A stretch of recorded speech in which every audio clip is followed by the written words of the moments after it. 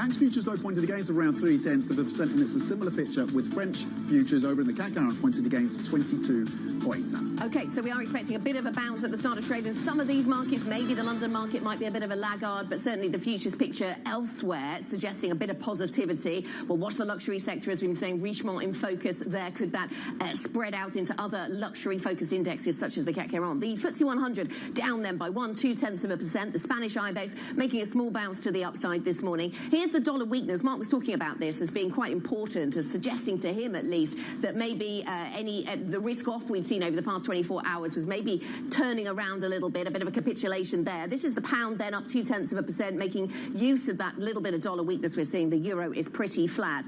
This is interesting on the sovereign bond column. We're seeing buying of bonds. We're seeing the 2-year yields coming down. And this is a bit of a turnaround from the last day or so, where the story had been all about that strong retail sales data, the pushback from ECB officials, the strength, unexpected slight tick up in inflation in the UK. All of that led to a lot of people questioning whether we'd get those rate cuts coming through globally that had been priced into markets. And so that led to some of those yields popping higher. Today we see those yields coming down just a little bit, so a bit of a turnaround there.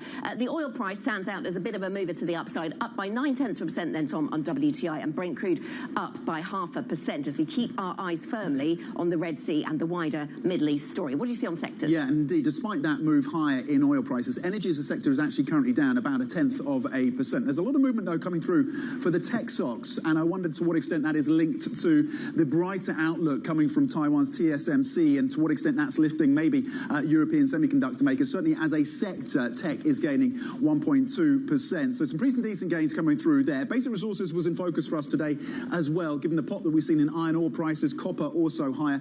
As a sector, basic resources gaining 0.4%. The luxury story, of course, coming through from Richemont with some decent sales data coming out over the holiday period, and that's been reflected in the consumer sector. This is where the likes of the luxury stocks sit. Gains of 1.7% then. That's certainly lifting the CAC 40 over in France, adding 0.3%. That's a broad picture across the 12 main indexes. It's a mixed picture sector by sector so far today. Across your benchmark, we are currently just heading into positive territory here in Europe, Anna.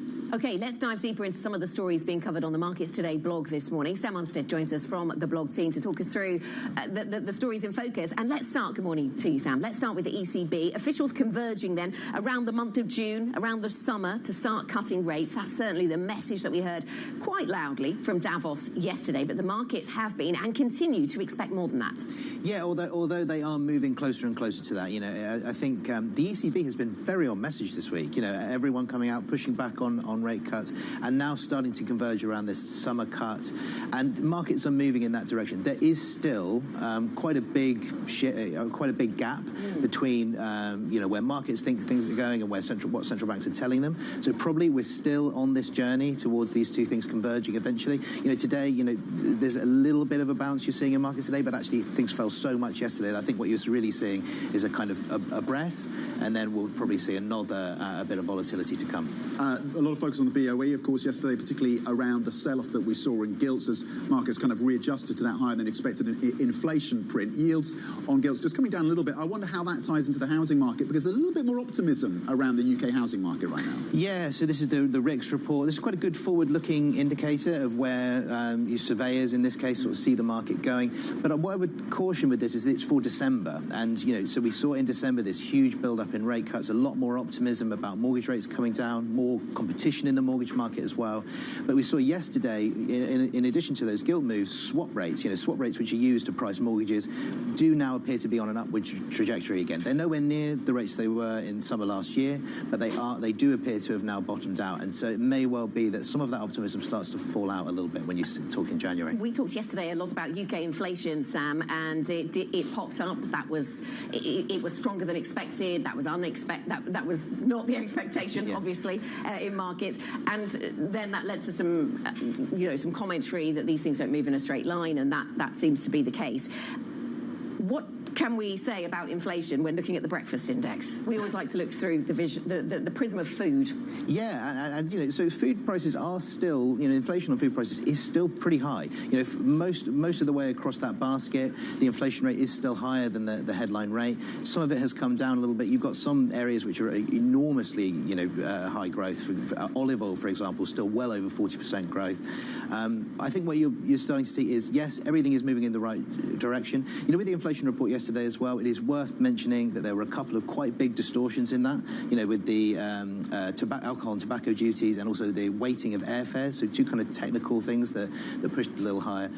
Likely to be more of a blip than anything else. Things are moving in the right direction, but food is still expensive. I was utterly distracted by the images of the English breakfast, supposedly English breakfast that we're showing right now. I mean, they look like chips.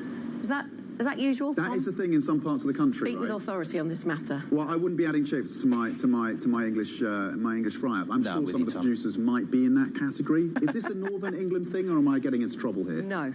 I don't think so. No, I don't think so. No. I mean, I'm from Southern England, but I wouldn't be putting chips on there. I'm not sure where we've sourced that footage from. I'll investigate. It's very important.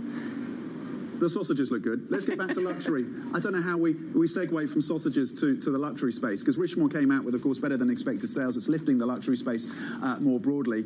So we're going to check in on the pricing, of course, for that stock. You're currently seeing, by the way, across the luxury space, that lift, and of course, the CAC 40 is gaining on the back of that. Let me just pull up Richemont for you then. Again, this is the sales picture coming through. We've had this mixed picture across the luxury space, of course, through 2023, Anna.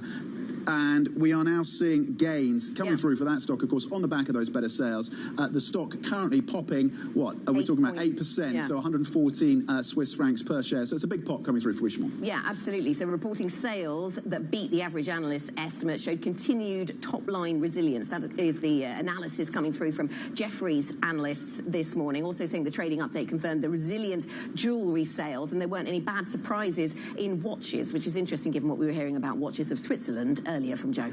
Okay, here's what else we are looking for today. We'll keep across the luxury story for you, of course. At 9:30 a.m., the Bank of England releasing its credit conditions survey. Then at 12:30 p.m., we're going to get ECB minutes for its December meeting. Traders, of course, will be on the lookout for any hints of rate cuts, as well as any discussion on market pricing. In the afternoon, we get US initial jobless claims, as well as housing data, and later, Atlanta Fed President Raphael Bostic speaking about the 2024 economic outlook for the US. And of course, we have heard from Fed officials, Anna, suggesting, Chris Waller, for example, saying that in this cycle, the Fed may not need to cut as aggressively as it has done in previous cycles. Yes. And of course, the expectations around the Fed is still, the market's pricing a 6% chance of a cut coming through from March, but that's down from 80%. Yeah, so the chances of that cut fading, but it's still priced into markets, isn't it? Interesting, our colleagues pointing out that we should focus on what Raphael Bostic has to say, because even if he just comes out and says things he said before, given they've come after Waller, and Waller's comments were taken quite seriously by markets, they would be supportive to what Waller has been saying. This is the view of some of our colleagues on the Markets Live blog, and so we'll certainly focus in on that. Also, the US data, of course, could be really interesting. Coming up on the programme then, we'll continue our coverage from the World Economic Forum in Davos. We'll be speaking to Belen Garrido, who's the Chief Executive Officer of the German pharmaceutical and chemicals firm Merck. We'll get to that conversation shortly. This is Bloomberg.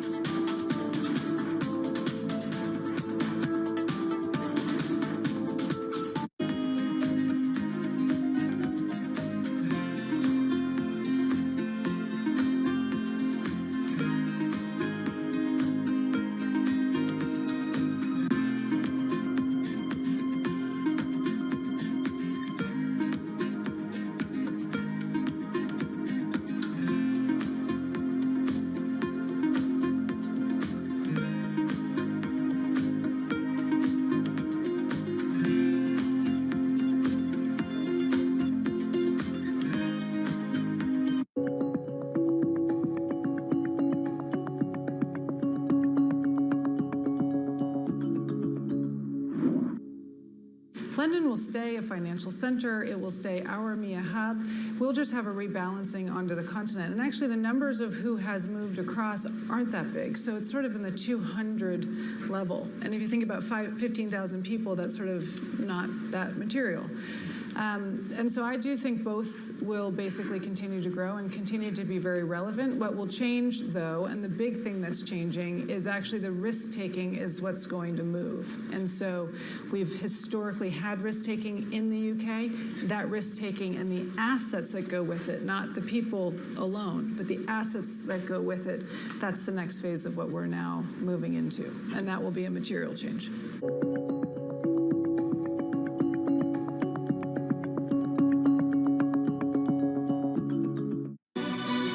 This is Bloomberg News Now. News when you want it at the touch of a button. Another volatile day on Wall Street. We're seeing big moves. All eyes on Capitol Hill as Democrats and Republicans prepare. Today's job numbers casting doubt on the Fed's next move. Inflation remains front and center. And that's news when you want it with Bloomberg News Now. Get it 24/7 on the Bloomberg Business app, Bloomberg.com, and anywhere you get your podcasts. Bloomberg News Now. Context changes everything.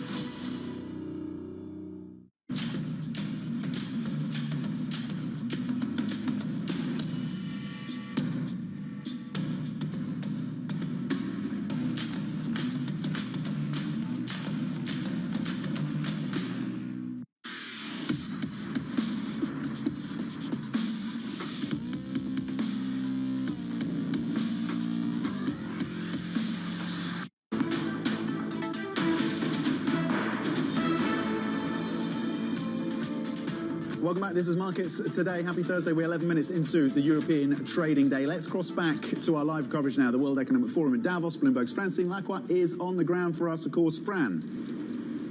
Tom, thank you so much. We're here with Belén Carrillo, the Chief Executive Officer of Germany's Merck. And good morning to our radio listeners and our TV viewers. Belén Carrillo, thank you so much for joining us. There's a lot going on here. I know you also spent a good amount of time looking at AI, as this is so important to the transformation and the future of your company. But talk to me about 2024. What are you expecting the next 12 months to be for Merck KGaA? Good morning, Francine. Thank you for having me. 2023 has been a very tough transition year for us. Yet we have not only meet but also exceed the market expectations. 2024 is when we are expecting to return to growth. Why is that? The two major business challenges that we have been confronted with in 2023 are going to progressively ease.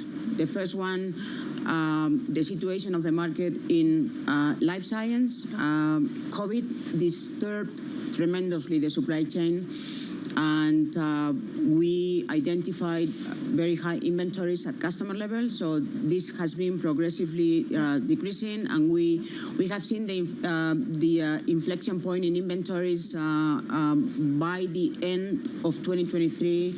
And so it should get better now?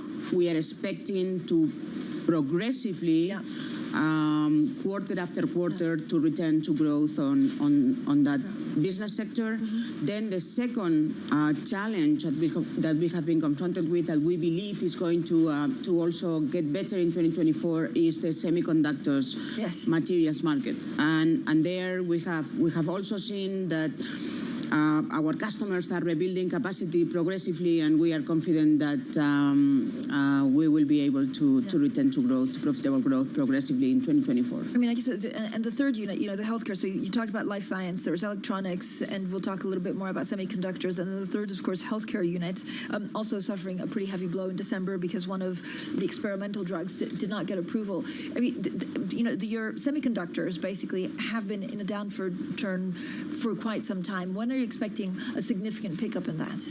We are expecting semiconductors to pick up by, the end of 2024, but progressively, improving in quarter after quarter, but to really drive the uptake by the end of the year.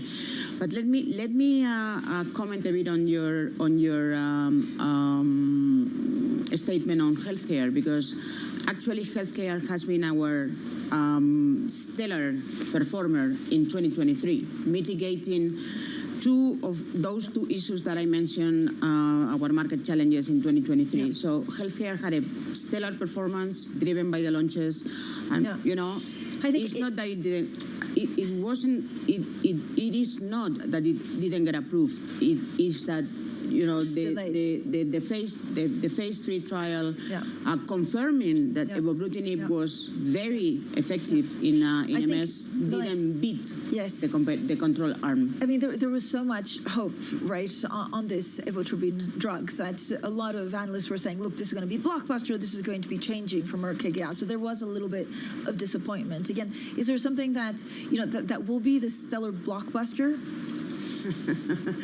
Look, first of all, attrition is associated to pharma, to pharma development. So there was, I mean, in particular, when you want to be first in class and an innovative company, right? So we were first in class, and we were supposed to be first to market with this new class, the BTK inhibitor, right? So in 2024, we are going to continue boosting our pipeline, both through our internal efforts and, of course, expanding our external innovation efforts. And we are going to see the interim analysis of a compound, which is also a first-in-class, being developed to address a very high unmet medical need, which is head and neck cancer. But is there a danger that actually in the healthcare unit, sales won't actually grow until 2027? Because this is what analysts are saying. Do you think otherwise? Look, we have confirmed our midterm guidance for healthcare in the mid-single-digit growth. And, well, you know, when you look at the main impact of evobrutinib is in 2027. So during a period, you know, short period, we may see this mid-single-digit growth that we have forecasted, you know, to be more on the lower end. But we are very confident on our healthcare business continuously delivering and contributing to the global growth of the company. You spent a bit of time trying to understand AI. I mean, this is the topic here in Davos, and you really can't walk 200 meters in promenade without someone trying to show you a headset or trying to figure out exactly what AI becomes. How do you see the blueprint of AI and what it means for Merck KGaA? Look, first of all, AI has the potential to transform corporations and the society overall. We have been pioneering in adopting AI in many of our processes. This is a big transformation. It's a new mindset. So first of all, in healthcare, we are really looking at how artificial intelligence and, you know, data can help us be more productive in discovery. But most importantly, in life science, we are also a service provider to the pharma and biotech companies to help them to improve their research efforts, the productivity. So we are already commercializing a software that is helping pharma companies to increase their productivity in research. I mean, does it lead to job losses or not necessarily? You know, something that is interesting, I was talking to someone about AI not so long ago and on this particular topic. And she was telling me, you know, I don't think AI is going to lead to job losses. Actually, you have to be concerned with people being able to optimally use AI to be your competitor when it comes to jobs. I think AI will, yes, have influence on jobs in certain functions, but it will also augment other jobs. So, you know, let's see. It's unbalanced. Thank you so much. Step by step. Step by step. Thank you so much, Belén Carrillo there, the Chief Executive Officer of Merck KGaA. With that, I'm going to send it back to you in London. Fran, thanks very much. Bloomberg anchor Francine Lacroix at the World Economic Forum in Davos. Let's get to some of the other top stories that we are covering on the Bloomberg terminal this morning. Apple has been ordered to stop selling smartwatches with a blood oxygen feature in the United States. An appeals court declined to grant Apple a longer pause on an import ban. The ban was imposed by the US ITC after it found the watches violated patents held by Massimo. Apple was also snubbed by Netflix, which said it's not releasing an app for the Vision Pro, just weeks ahead of the headset's debut. Shares in Charles Schwab pared some losses after the company reported fourth quarter profit that was down by almost half. Net new assets were also down 48%, while bank deposits declined 21%. The CEO of the business says 2023 was his worst time with the company since the internet bubble burst in the year 2000. Polish President Andrzej Duda says he is prepared to negotiate with Prime Minister Donald Tusk to overhaul the country's judiciary. He warned, however, that Poland's new pro-European government must respect his constitutional role in appointing judges. Speaking to Bloomberg at the World Economic Forum in Davos, we asked him if judicial reform was a red line he was willing to cross. Yes, indeed. I said that I'm always ready to sit at the same table and I'm always ready to talk. I'm also ready to discuss the legal changes which could later go through the parliament, be approved by the Polish president, and then enter into force. However, there is one important point that I want to stress. There are presidential prerogatives, and those prerogatives have to be respected as they are enshrined in the Polish constitution. And whenever there is any attempt breaching those prerogatives, I will be very strongly opposed to that in a very clear way. And one of those presidential prerogatives concerns the appointment of judges.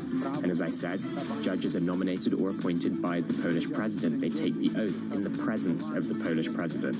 So I will never agree whatsoever to any verification of judges.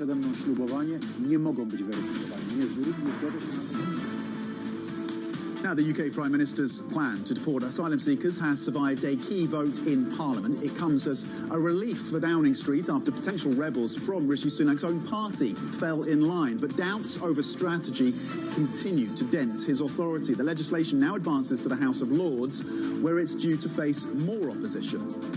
The UK's Foreign Secretary says the country has a strong team with a clear plan. David Cameron's comments come with the governing Conservative Party trailing Labour by at least 20 percentage points in opinion polls. He spoke to Bloomberg at the World Economic Forum in Davos. I remember sitting probably in a chair like this in 2013-14 when I was Prime Minister. We were way behind in the polls. Everyone had written us off. They were saying, you know, start thinking about packing your bags. And we won that 2015 election. And we won it because we had a strong team with a clear plan. And that's what we've got now. We've got a very capable Prime Minister with a very strong team and a clear plan on how you deal with everything from illegal migration to growing the economy to sorting out some of these problems in terms of international security we've been discussing about. Coming up on the programme, we'll get your stocks on the move, including watches of Switzerland, after the top Rolex seller cut its sales and growth forecast. We'll get analysis. That's next. This is Bloomberg.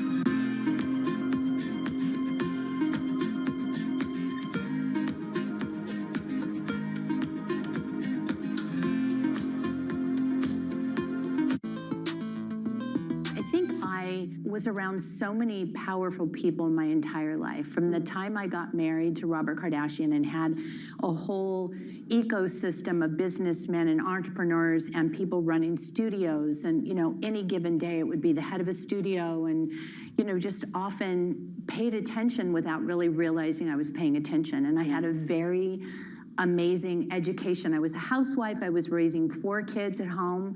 I had the most blessed situation, but at the same time surrounded by these business situations that I didn't even realize were happening right in front of me, but I must have been absorbing it, because there's so many times I've like brought up in my mind one of those conversations that I had learned from. And so I think I had a very lucky and blessed existence that way.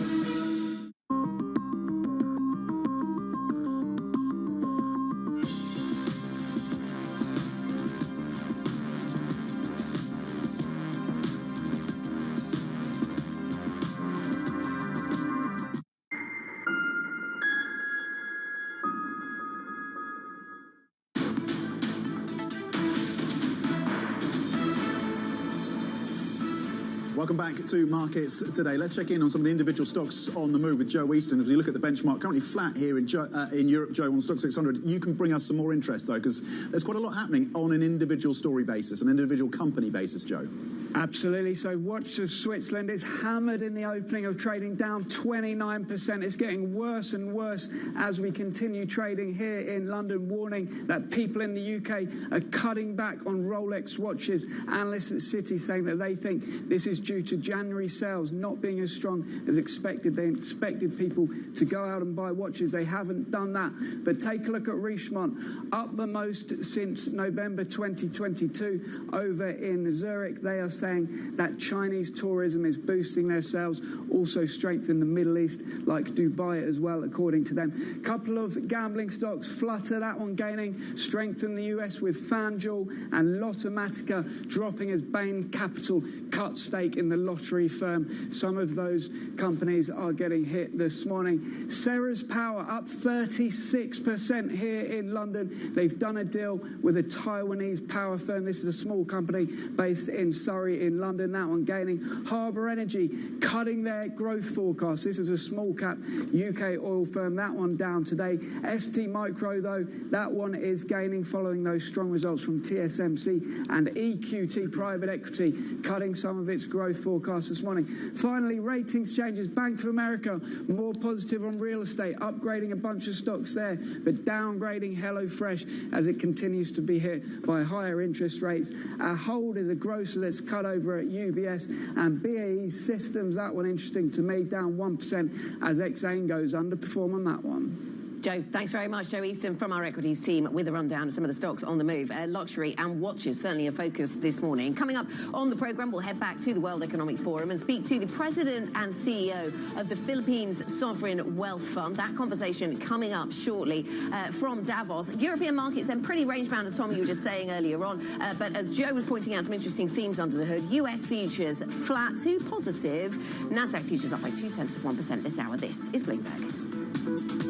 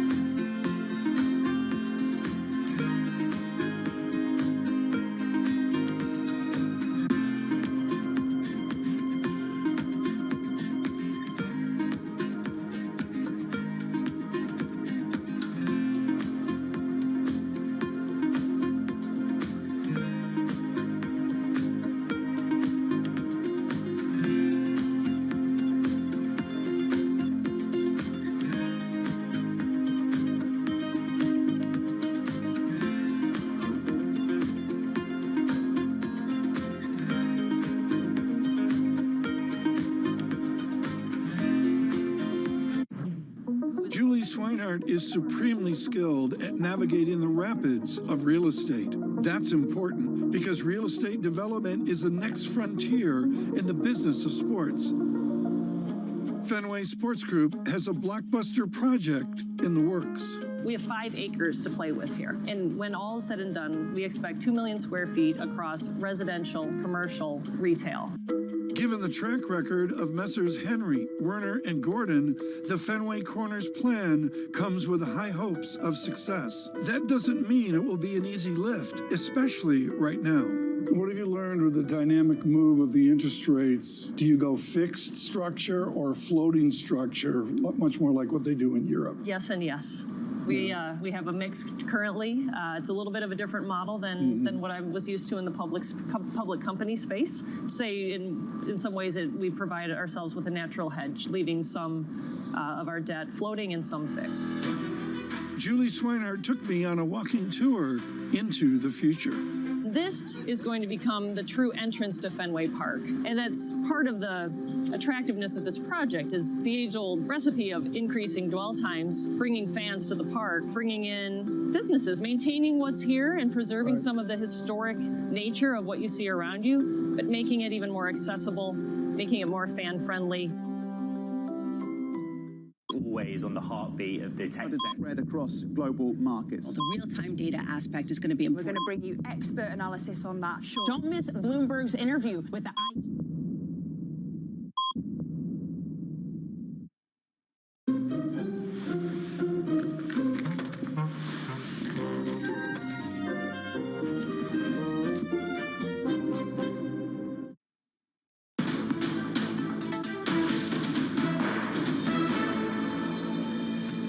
This is Markets Today. We're 30 minutes into your European trading day. Here are your top stories. Traders wind back bets on aggressive monetary easing this year after strong US retail sales cast doubt on a dovish Fed in March. Cartier owner Richemont surges after posting a sales beat over the holiday shopping season as well-heeled consumers spent on its pricey jewellery.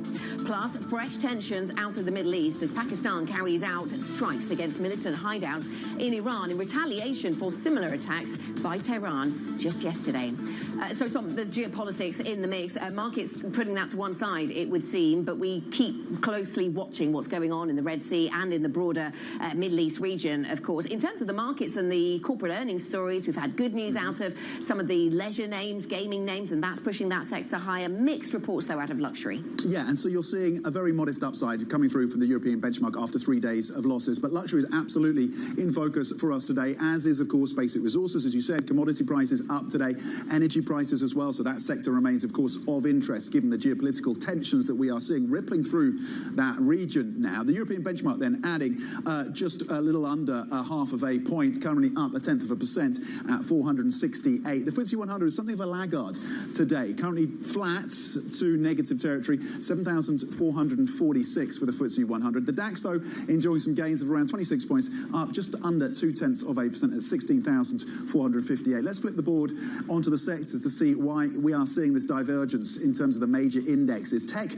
as a sector is performing very well in the session. A lot of that coming down to the optimism that's been outlined, the outlook coming from TSMC. They do think that the market has bottomed now for semiconductors. They are seeing growth into 2024, so there's a linkages there to the chip makers here in Europe. Tech as a sector gaining 1.4%.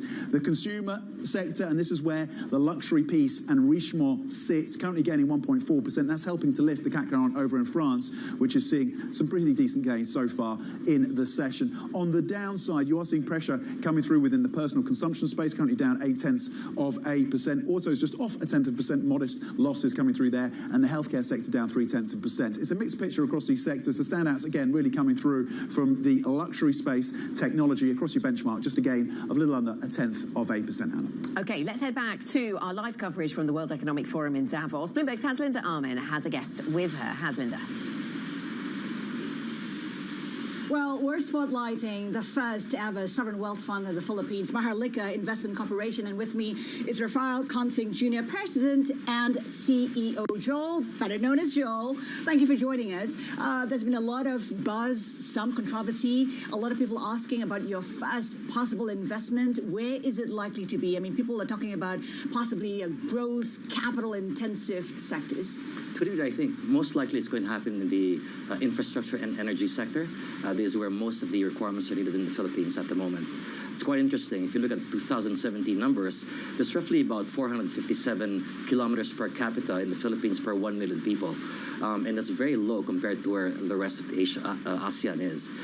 Secondly, also when it comes to electricity, it's roughly about 5.5% of the population still doesn't have access to electricity. And certainly these are investments which I think the country needs, and similarly where latent demand actually exists. When are you expecting to make that investment? How much are you likely to allocate? We still have to determine that. I expect that that's probably happening in the next 90 to about 120 days. In terms of the amount, well, that has to be determined by the investment committee just yet. You talked about the country's needs. There's a lot of buzz that you'll be also investing in the national grid of the Philippines. A bit controversial. Some say there is no need to. What is the thinking behind that move? Possible move. Thanks for that. No, we think that there are probably big gaps just in terms of what they've been able to achieve, and we think that we can bridge that gap both from a regulatory and from a capital perspective. So we're quite excited about it. We've not started discussions with them, but that's something that's certainly what I'm aiming for. If you do invest, some say that perhaps you'll be diluting China's 40% stake in the company, and that might have implications on relations between the Philippines and China. I think we're not in those details just yet. I don't think they'll allow themselves to be diluted, because when they went public last year, or pardon me, about 5-6 years ago, they were not diluted. So I don't think that's going to happen. Any capital raising? Not yet. We still have about $2 billion committed to our seated for us, so I don't think we need it. When might you need to? I would say probably for the next Davos meeting, I'll probably be here raising money instead of just awareness. How much might you need? Too early to say. We had the president saying that there may be some interest from other foreign wealth funds in Maharlika. I think he named Malaysia. Could you shed some light as to whether or not you're in conversations and whether there's been expressed interest from countries? Well, perhaps when the president was here, he was having those kinds of conversations with them. So at this point in time, I'm just really building awareness. But there have been quite a number of interests expressed, but we've not gotten into details. Middle East? Certainly, yes. ASEAN as well. But Middle East certainly is one of those areas that we want to tap. Absolutely. What are the priorities for the Maharlika Fund in the first 12 months? Well, first we need to build the organization. Simultaneous to that is to build the pipeline. And at this point, actually, it's interesting. The pipeline is building faster than the organization, so we need to ensure that that gets fixed within the next 6 months. Shed some light on the pipeline. What are we anticipating? What are you looking at? What's already in the making? Sure. Again, energy. 2 assets in the energy sector. I think 2 important assets that we're looking at. Similarly, in the agri side, and also in infrastructure, particularly physical connectivity. Earlier, I talked about how it has been quite a controversial idea. People look at the 1MDB saga and wonder if that might happen in the Philippines as well. We talk about checks and balances. What exactly has been put in place to ensure 1MDB does not happen in the Philippines? Sure. We've done 2 things. So just in terms of the governance, so we have put in place the proper committees in the board. But similarly, just in terms of the cash management, we've outsourced it to the Bureau of the Philippine Treasury. So hence the governance and framework is already existing, and I'm sure that such incident as 1MDB would not occur there. What are the risks, though? How are you assessing the risk of a possibility of a crisis on Maharlika Fund? I don't see that happening. Really, the way the framework is going to be written is we have an investment group, following which it'll be the investments will be approved by the investment committee, and only then will we actually make the actual investment. But other than that, I really don't see any potential issues that would arise from it. Some are suggesting that there is a renationalization strategy in the Philippines under the current administration. Are they right in thinking so? No, certainly not. This is really just being able to, I would say, capture some of these opportunities that are out there, and we feel that putting the fund up and accelerating certain of our social development economic goals in terms of achieving those objectives was the right thing to do. One of the big themes at Davos this year is AI. I'm just wondering whether there's interest in Maharlika to invest in maybe AI-related companies and what the plans might be. I would say not at the moment. AI was going to be very important once we put the basic investments in. Like, for example, when we get into digital infrastructure in the rural areas, to be able to help both the educational institutions and also the agricultural sector, AI, I think, will be very important, but not at this point in time. And outside of the Philippines, what might you be interested in? We're not there yet. I envision that for the first 5 years, it's going to be acting more like a national development fund. So hence, we'll be focusing on the needs of the Philippines for now, because much of the commercial value, similarly with the latent demand, actually exists in those opportunities. Of course, we have to look at returns. We have to look at targets. It is a fund trying to boost the economy. And just wondering what the targets are. In 5 years, how would you define success for the fund? Sure. We'd look at it in 2 ways. One would be the premium or risk-free rate. We'll probably be looking anywhere between 300 to about 500 basis points at a risk-free rate.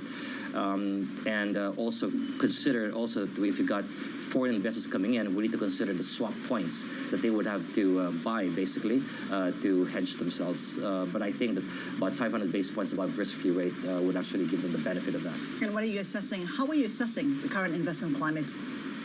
I think quite constructive in the Philippines, so far as the Philippines is concerned. We still have we're expecting strong GDP growth. Consumption continues to grow. The population is growing. We've got a very, I would say, quite a young workforce, about 24.7 years old in terms of average age. So there's still a lot of I would say just a long runway for us to keep growing. And that kind of pyramidal demographics actually would generate, I would say, significant amount of consumption moving forward. And that's the primary driver of our economy. If you look at our GDP, there have been two primary drivers. It's been government spending and rising consumption, albeit it's been flat in the last couple of quarters. So capital formation is where we lack. And I believe that this is basically what's going to be enabling that. Joel Consing Jr., we thank you so much for your time today. Anna, handing it back to you. I'll pick up for here. Thank you very much indeed. Bloomberg's has Linda Arment on the ground for us, of course, at the World Economic Forum in Davos. Coming up, we return to WEF, of course, in Davos, in Switzerland. We're going to be speaking to Takeshi Ninami, who is the president and CEO at Suntory, about consumer spending, as well as his firm's global strategies. More on that next. This is Bloomberg.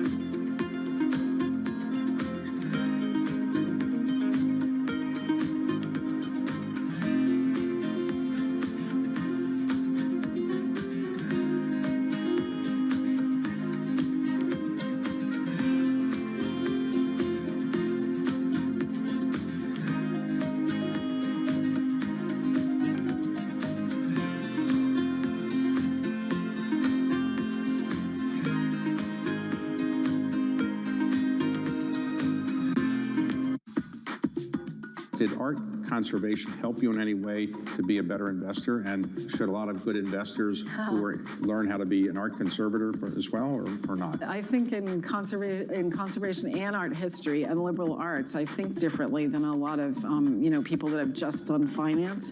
And also, I think I mentioned one of the things is to do conservation, you have to really do a lot of work, pre-work, before you actually do a treatment. And so a lot of that pre-work is very similar to what I do in due diligence for investments. Lots of testing, lots of thinking about what could go wrong, lots of research. When I was an art historian, that was in the old days before the internet, but you'd sit in the stacks and you'd pull one thing in a bibliography on this and you'd sort of, like a mosaic theory, put all these things together. I feel like I do that in my due diligence.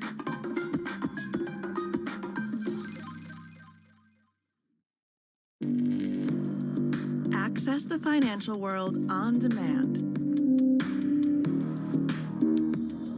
Hear from leading economists, policymakers, and industry experts via live and on-demand webinars, only from Bloomberg. Start exploring to see what's moving the markets. Visit Bloomberg.com/webinars.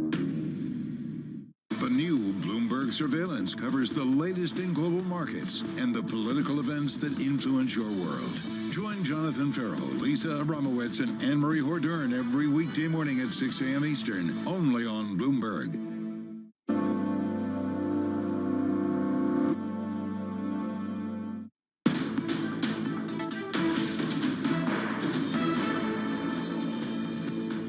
Welcome back. This is Markets Today. We are 43 minutes into a European equity session that on the overall level is pretty flat, no change, but we are seeing some interesting moves. The CAC 40 up by 0.2%. Some better news out of some parts of the luxury sector, not others. Let's head back to Davos, to the World Economic Forum taking place there. Bloomberg's Francine Lacroix is with us once again. Francine.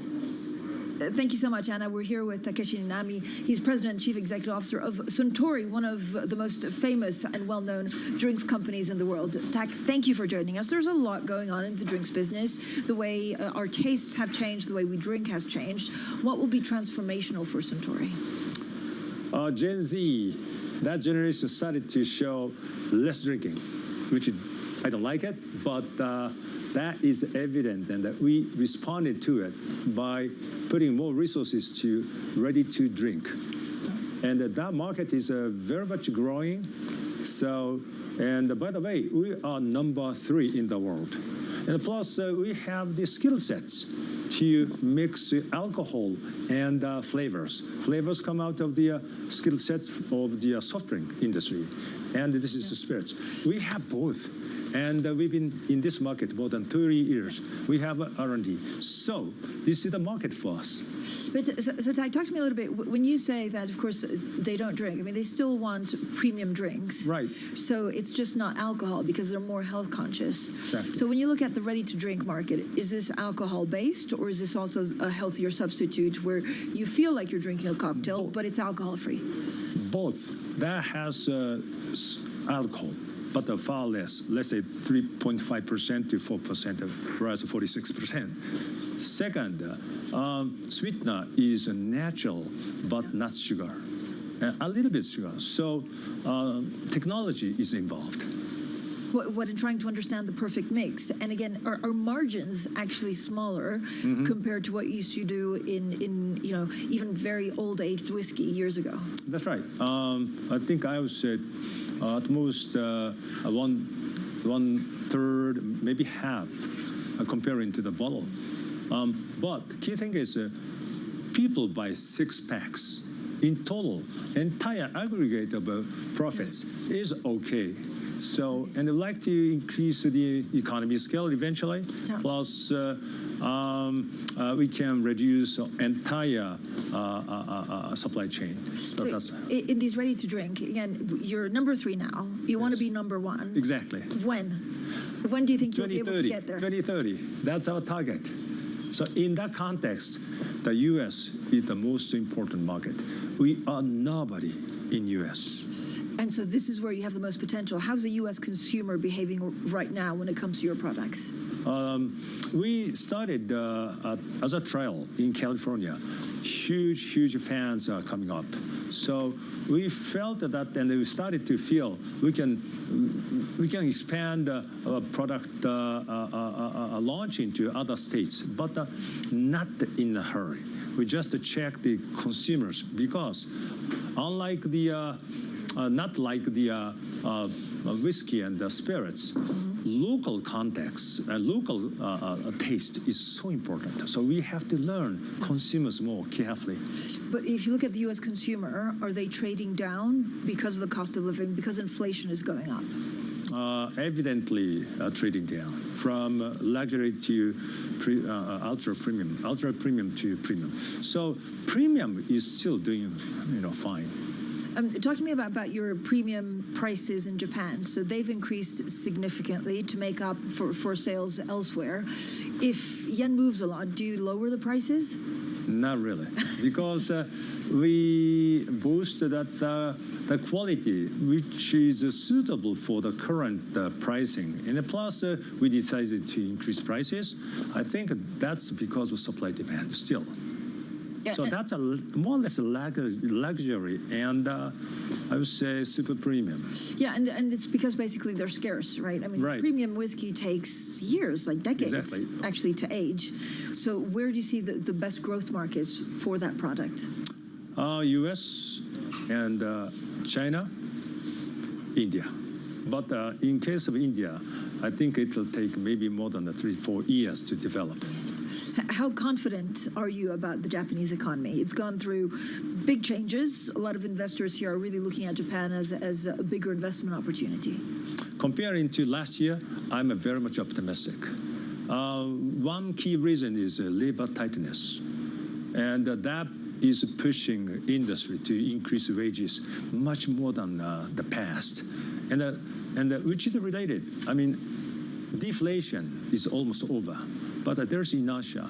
So 24 is the year to get rid of inertia and moving toward the economy with a moderate inflation, backing up by the constant increase of wages. There is concern or questions about what China will go through. There were some encouraging GDP numbers. We're not sure what the property sector does. How does that impact the rest of Asia, your neighbors? I think ASEAN is being affected, and we have huge businesses in ASEAN. But having said that, I think Chinese economy will not go down rapidly. I think they are managing at least to achieve 3.5 to 4%. It's still big. And consumption is kind of waning, but I think they have huge demand to the consumer products, not the high end nowadays, but the middle end. So we can manage it. The world economy has been more resilient than we thought in 2023, but now we have a lot of conflicts. There's huge concerns also about the impacts of climate change. Are you confident about the world economy this year? No, I think Middle East will be worse and worse. That is a key factor. So we have to be very careful about the inflation in the world. So this time I learned possible escalation of a Middle East crisis. That's a huge issue. So we have to be worried about. But other than that, I think world economy would be fine. Takeshi Ninami, thank you so much for joining us today. Thank you. Of course, this was the Chief Executive Officer of Suntory. I'm going to send it back to you in London. Okay, Francine Lacroix, of course, on the ground for us at the World Economic Forum in Davos. Thank you. Plenty more interviews from Davos coming up this morning, including German Finance Minister Christian Lindner. That's at 3:30 p.m. UK time. And Bank of America CEO Brian Moynihan at 4:30 p.m. UK time.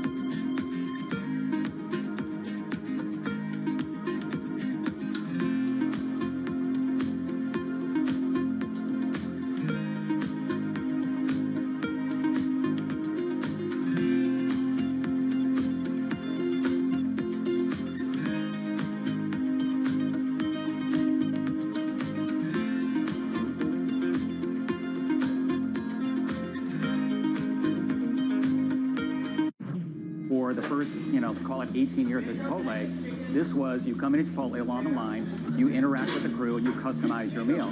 We've got this separate make line, and it's digitized, and so the orders come in, and they're really kind of staged so that if you say at noon, I want to come in at 1 o'clock, we hold that order, and we will send it to the crew like maybe 10 to 1, Right. so it's ready right when you pull up your car.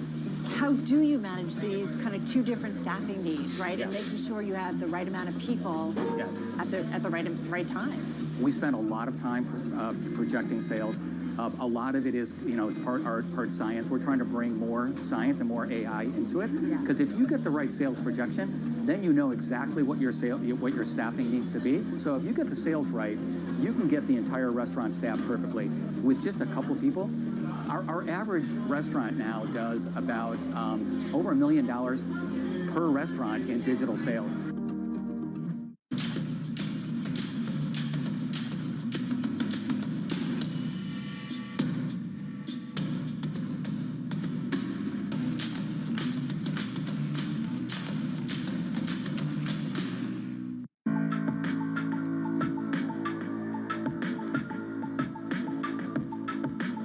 This is Bloomberg.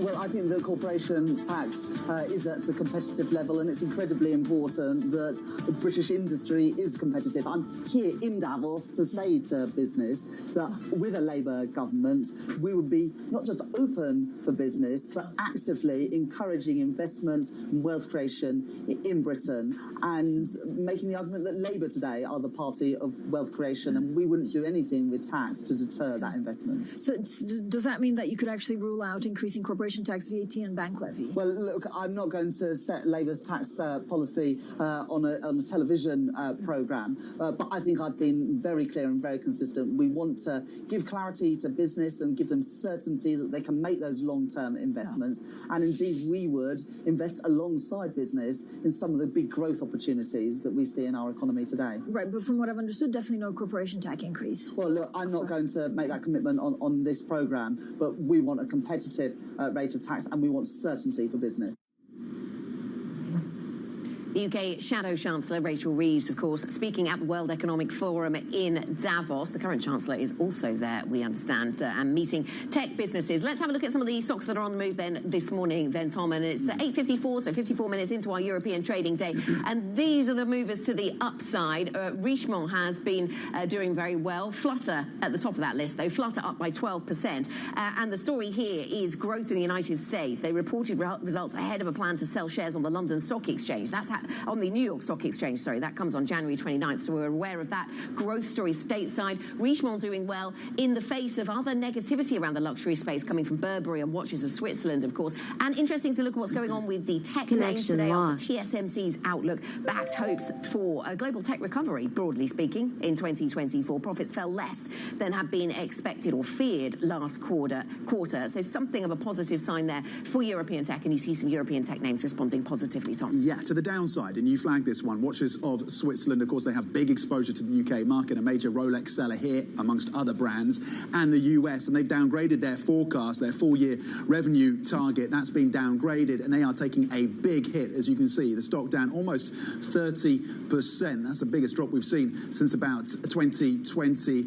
They are also flagging a change in consumer habits as well. Over the holiday period, people buying, it seems, more luxury clothing rather than high-end and pricey watches. So Watches of Switzerland taking a big hit today, one of the biggest losers across the markets. Harbour Energy also down a little over 6%. This is on expectations that its production and output may be slightly lower than had been expected. HelloFresh getting a bit of a knock from one of the analysts out there saying steer clear of some of these food delivery companies. That company down 2.6%, as you can see. And EQT coming out of some of its portfolio companies amid some concern. They're currently down 1.2%. Yeah, really interesting to watch the winners and losers in luxury over the holiday period, over the Christmas holidays. Some doing well, some doing less so. We'll continue to chart those trends for you. That's it for markets today. You can get further insights from the team that puts together the Bloomberg Markets Today blog. Go to the UK website, the Bloomberg UK website. You can click to it from there, or TLIV Go is the function to use on the Bloomberg terminal. The Pulse is up next. They'll continue to take you through some of the market moves, but of course, with an eye on the slopes of Davos. This is Bloomberg.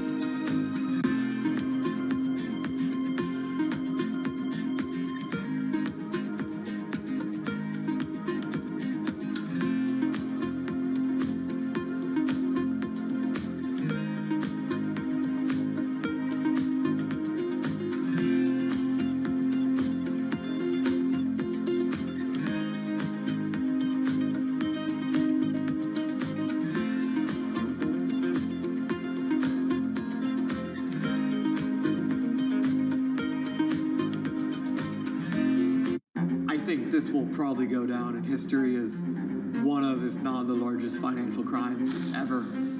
I cannot imagine a scenario where $8 billion just disappears. Bankman-Fried has pled not guilty to multiple fraud charges. Sam was just too important in the crypto community. When someone says, I'm going to give $1 billion in the next 2 years, like that catches everybody's attention. As time went on, their ideas got like weirder and weirder. I don't think he even had almost a conception at some point that it was wrong or right. I think he just had the mentality that he has to win. This committee will not stop until we uncover the full truth behind the collapse of FTX. Sue, Mark. Are you in? I'm in. I'm in. We're in. Will this be the last of its kind? No. This is the nature of capitalism. Get over it.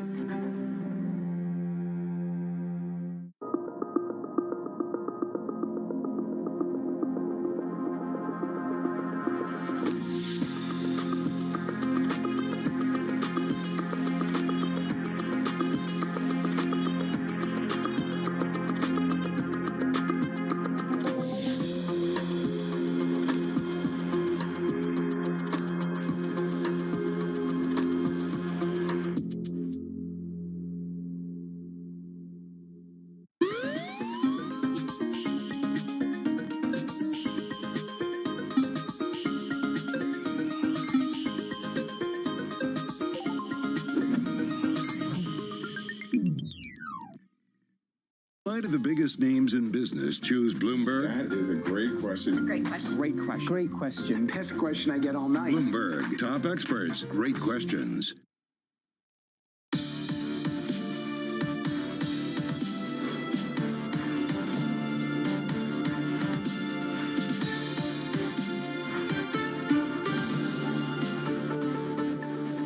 Well, good morning, everyone, and welcome to our special coverage from the World Economic Forum. I'm Francine Lacqua here live in Davos, day 4. And here's what's coming up on today's program.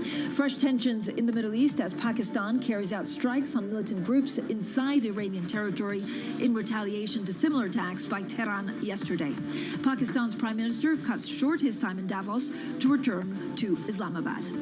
Traders wind back bets on aggressive monetary easing this year after strong U.S. retail sales cast out on a dovish Fed in March.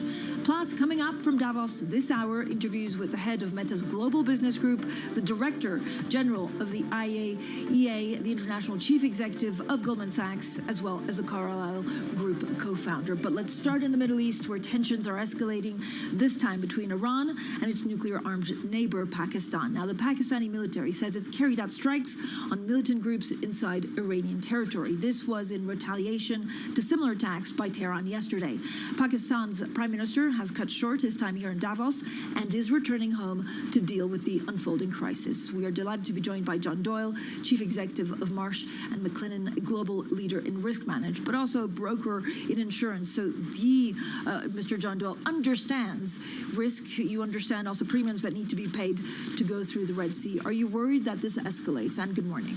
Good morning, Francine. It's great to be with you. Yes, I'm quite worried about the recent escalation of the last couple of days and the potential for further escalation. And as a risk advisor, geopolitical risk really is at the top of the agenda this week and the conversations we're having with both the public sector and the private sector.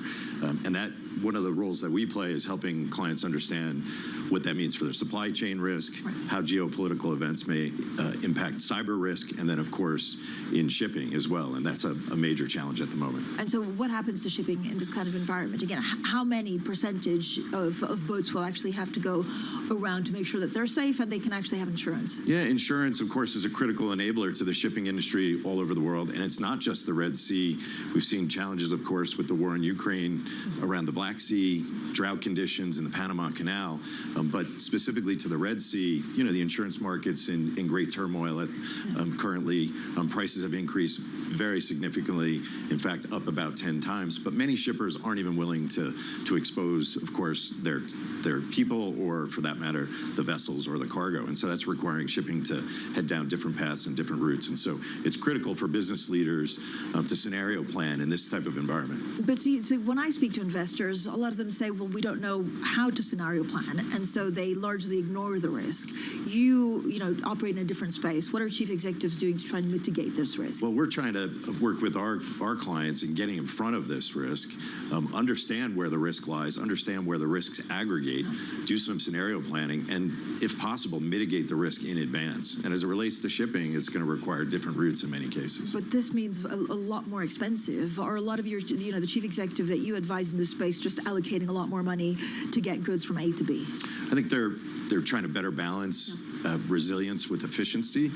It worries me a bit about the economic conditions where, I think there's broad optimism here about the economy in 2024, but there are so many risks out there, and the risk of inflation from things like shipping costs and delays in getting goods to markets is a concern that I have. Yeah, I mean, 2023 was, in many ways showed a resilient economy, but we saw also really pockets of huge conflict and tension. One of them was what happened in the Black Sea with grains. You were part of the accord. Again, I don't know whether there's a template to try and de-escalate these situations. There is, I'm very proud of the work that we did with the government of Ukraine to fundamentally get grain moving again through the Black Sea.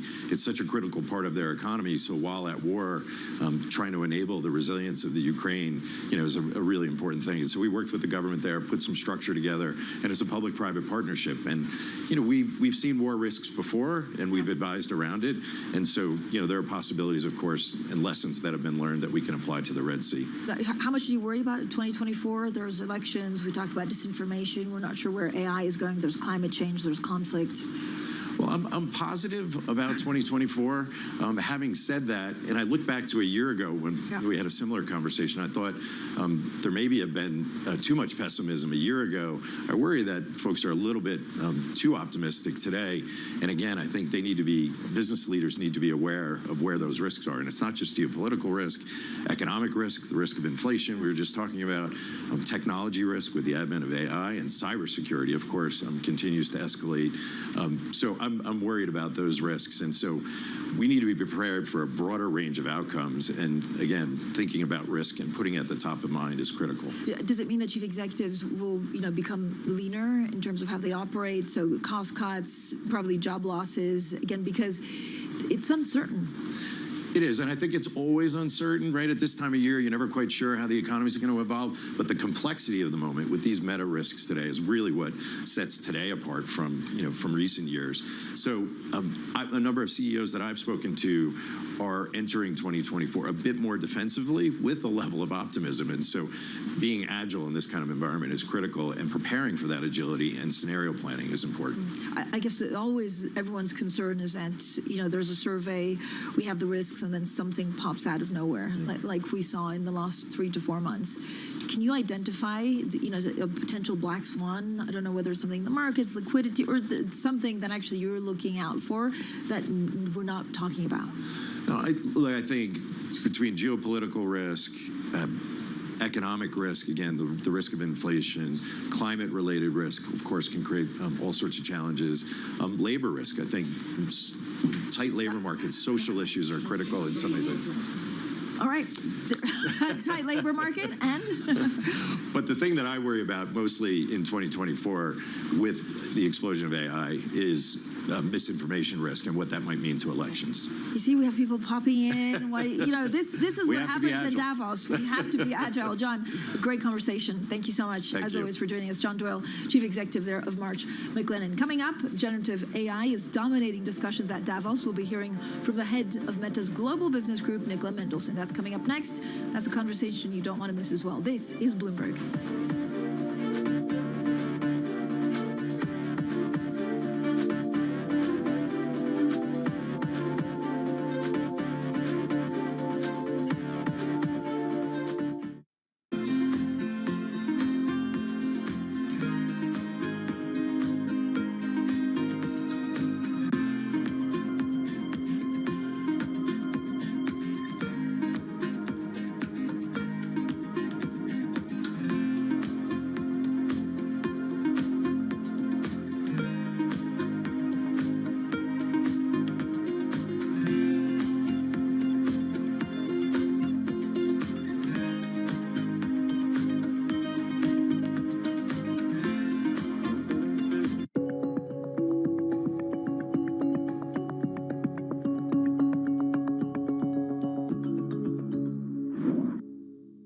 London will stay a financial center. It will stay our EMEA hub.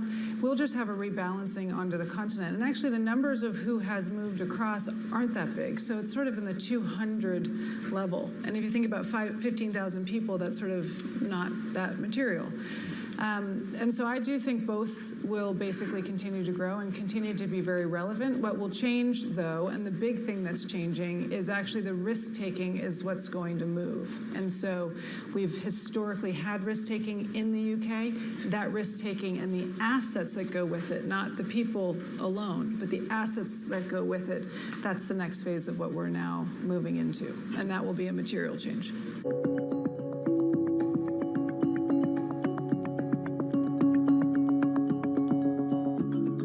Bloomberg has enhanced search on the terminal to deliver what you need when you need it. Now, you can simply type phrases in everyday English in the command line. Compare financials. Find people. Analyze markets. You can enter phrases or ask questions. What do you want to know today? Ask a question or visit SearchGo to find answers now.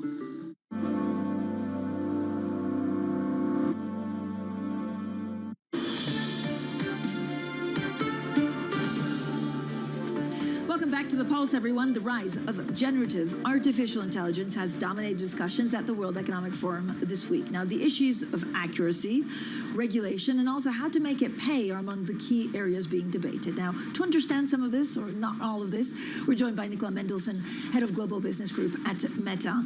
Welcome also to our Bloomberg Radio audience. Nicola, thank you so much for joining us. I mean, a lot of people are asking a lot of questions about AI. A lot of people are excited about this shiny new object. Not many people understand it. You do. What will be the most transformational force from AI at Meta this year?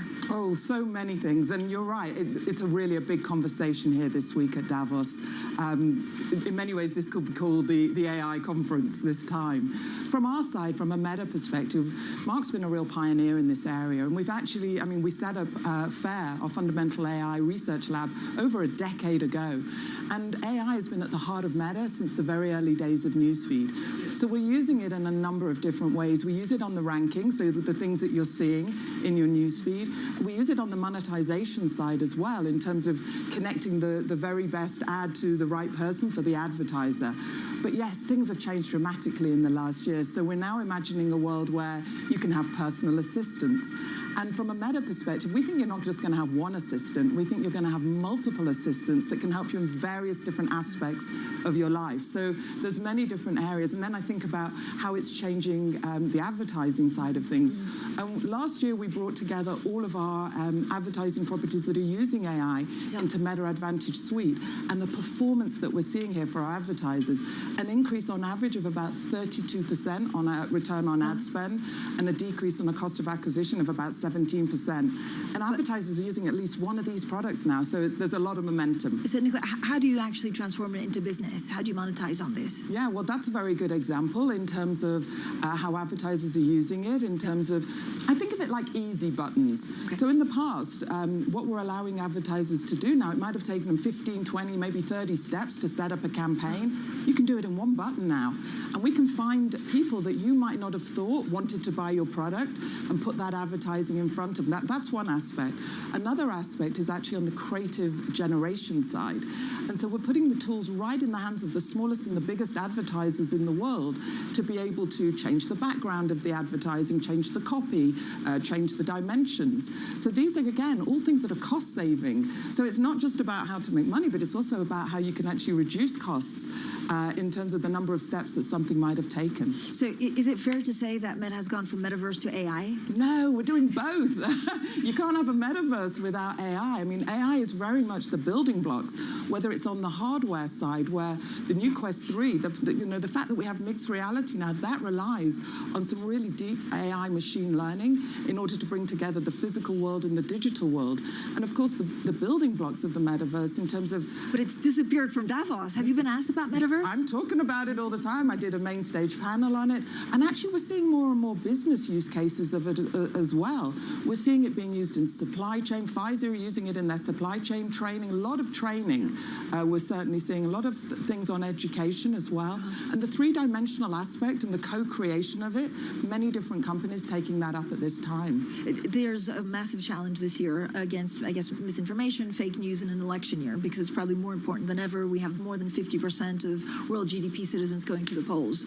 Are you confident that you will be able to minimize fake information on your platforms? Look, the elections is a really important area for us, and protecting the integrity of elections is something that we've been working on for many, many years.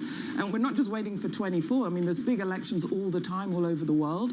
And as the technology is advancing, so too we're refining the playbook that we have. We've got very clear policies. We published in November that we're going to be always on in 24 in the US, but it's not just the US, as you say, and it's India, Indonesia as well. So we've got the policies. We work with over 90 fact checkers around the world when it comes to misinformation. And then on political advertising, it's labeled, you can see, and then it goes into an ads library. And we now have over 15 million images that anybody can go and have a look and see what's out there. Will you hire more fact checkers? Because it's such, I guess, a lot is at stake in a big election year. Yeah, no, so we already have 90. And yes, that is something, as we're looking at where other elections are happening, yes, it's something that we're actively looking at. Can you give me an update? Also, the European Union is actually enforcing some of the competition content rules try and rein in big tech. I think you have until March 6th to comply. Will you be ready? Yes, absolutely. I mean, we take our responsibilities in terms of how we work with regulators and new regulation very seriously. So yes, absolutely, we intend to do that. I mean, so AI, and it's really fascinating walking around Davos because so many people are excited about it. So many people say, look, we need to regulate it. We always need to put the human at the front of it. Do you have any concerns that if AI goes unchecked, we don't really know what it becomes and what it means for job losses, what it means for how humans interact? Yeah, so I think like with any new technology, you need regulation, but you also need thoughtful regulation that can enhance the innovation behind that. So that's why we like to work with regulators around the world so we can share different opinions and bring those conversations in there. I think that's also important. So what will we see this year concretely, do you think, around the world? There could be another global AI summit.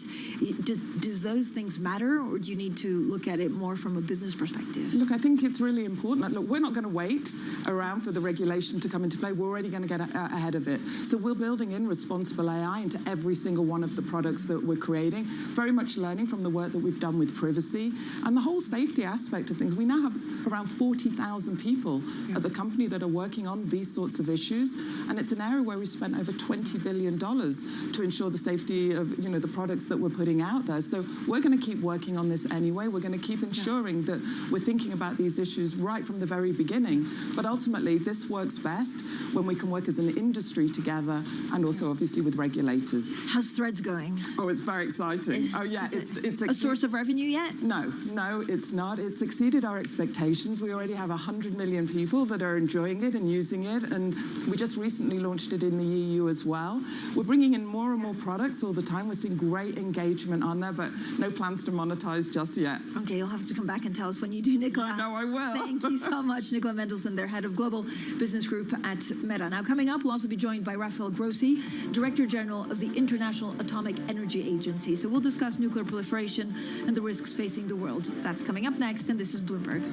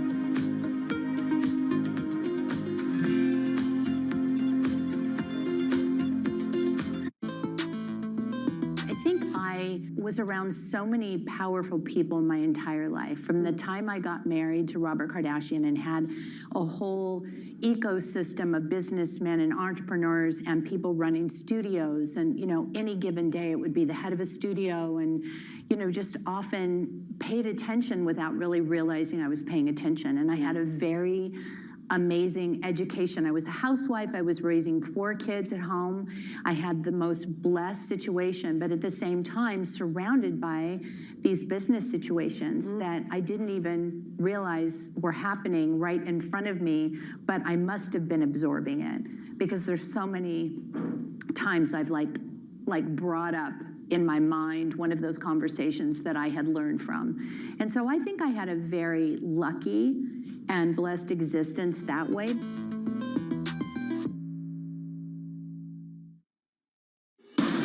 From the world of politics to the world of business, every weekday at 5 p.m. Eastern Time, hosts Joe Matthew and Kaylee Lines deliver news, insight, and analysis live from Bloomberg's Washington headquarters. Get the latest from and about politics' biggest power players at the end of every trading day. Balance of Power live around the world starting Monday, every weekday at 5 p.m. Eastern, only on Bloomberg Television. Context changes everything. DOJ or other authorities could face bigger challenges that was going to keep Real World Cup. This is a 3 as the economic picture covering the intersections of Hollywood, Silicon Valley, and beyond.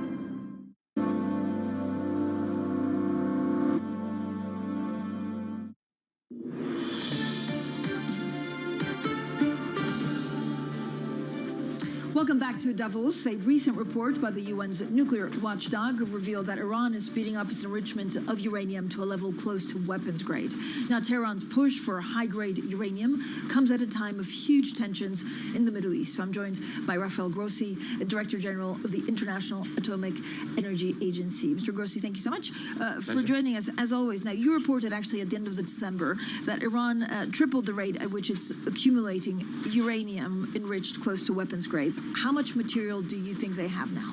Well, they have enough material for several nuclear warheads. This doesn't mean they have them.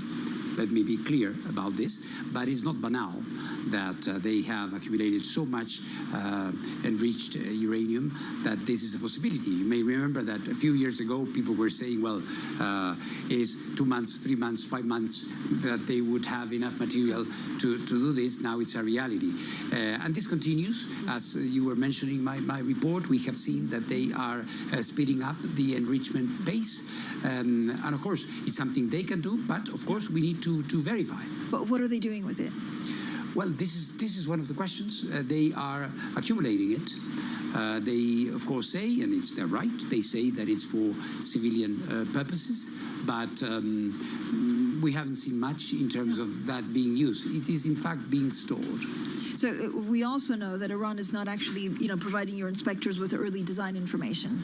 So is there a real danger that actually they're preparing? Gaps. But so could they be preparing nuclear sites to put them online? Well, I would say here we have to divide very carefully what are activities that may have future implications from this taking place in reality. They enrich. They have a civilian nuclear program. They produce. They fabricate centrifuges. They do have uranium mining and processing, so all the activities of the so-called nuclear fuel cycle are taking place.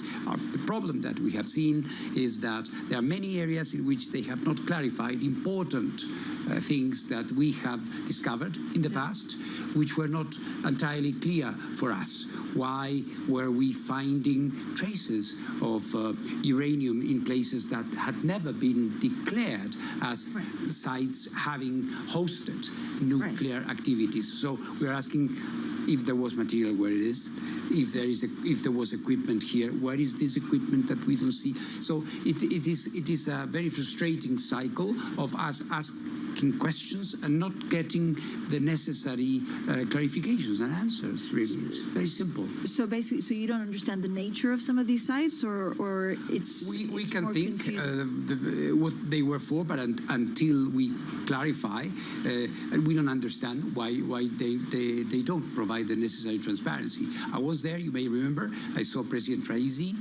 last March and the foreign minister, and we had some understandings, but unfortunately in the course of the year, these commitments never really were realized, and here we are. Director Grossi, you were also in Saudi Arabia last year, and it's taken quite a lot of time for Saudi Arabia to implement some of the full-scope nuclear safeguards, right, in order to generate atomic power. Yeah. Why is it taking so long? Well, the issue is that they don't have, at this point in time, the kind of activities that would require a very major, comprehensive inspection system. They have very, very minor activities. They have commissioned a low-power research reactor from Argentina. They haven't received it yet, but this is not a major facility. It's a small training facility, but they do have plans. They have the idea, which is perfectly fine with us, to have a big nuclear energy program, like the Emirates, for example, all right? And this will require an adaptation. of the inspection system, because they are going to have tons and tons of uranium and nuclear material, and so they will have to be inspected. And this is, I was in Riyadh, like as you rightly said, in December. I was talking to the Minister of Energy, to the Foreign Minister with whom I met here in Davos. As you know, he's here. So we have a very intensive dialogue with the kingdom at the moment. What's going on in Ukraine? I know there were questions, for example, of Russian nuclear plants in Belarus and whether they were safe. Were those There's safe? a number of things there. The first and most important is Zaporizhia. Zaporizhia is the biggest, largest nuclear power plant in Europe, 6 reactors. There are 6 gigawatts of installed in Ukraine. In Ukraine, but in occupied territories. So Zaporizhia, as you know, is part of this crescent, which is under Russian control. And the issue here is that this plant is at the front line of the war. It's not somewhere in the province, it's at the front line. Of course, it's an active combat zone. So there is a lot of military activity taking place. There have been attacks in the past. This is why I deployed a team. I have been there myself. I will be returning there very soon. Okay. We are trying to stabilize the situation there to avoid a nuclear accident with major radiological consequences. So this is the major thing. We have also, at the request of President Zelensky, I have deployed teams in all other nuclear power plants in Ukraine, and they are checking that nothing bad happens there. Director Grossi, thank you so much for joining us. Rafael Grossi there, the Director General of the International Atomic Energy Agency. Coming up, we'll be speaking to the Chief Executive of Goldman Sachs International. This is Bloomberg.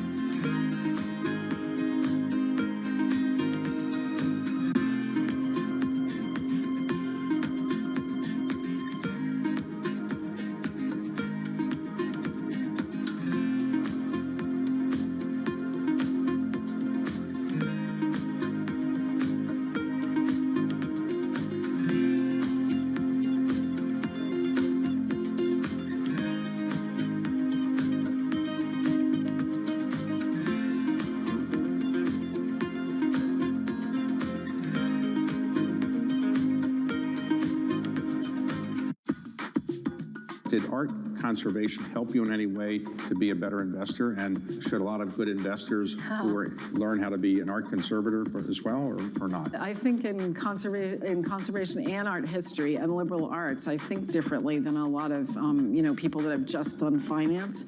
And also, I think I mentioned one of the things is to do conservation, you have to really do a lot of work, pre-work, before you actually do a treatment. And so a lot of that pre-work is very similar to what I do in due diligence for investments. Lots of testing, lots of thinking about what could go wrong, lots of research. When I was an art historian, that was in the old days before the internet, but you'd sit in the stacks and you'd pull one thing in a bibliography on this and you'd sort of like a mosaic theory, put all these things together. I feel like I do that in my due diligence.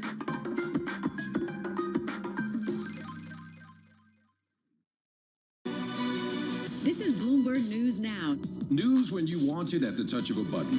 Another volatile day on Wall Street. We're seeing big moves. All eyes on Capitol Hill as Democrats and Republicans prepare. Today's job numbers casting doubt on the Fed's next move. Inflation remains front and center. And that's news when you want it with Bloomberg News Now. Get it 24/7 on the Bloomberg Business app, Bloomberg.com, and anywhere you get your podcasts. Bloomberg News Now. Context changes everything.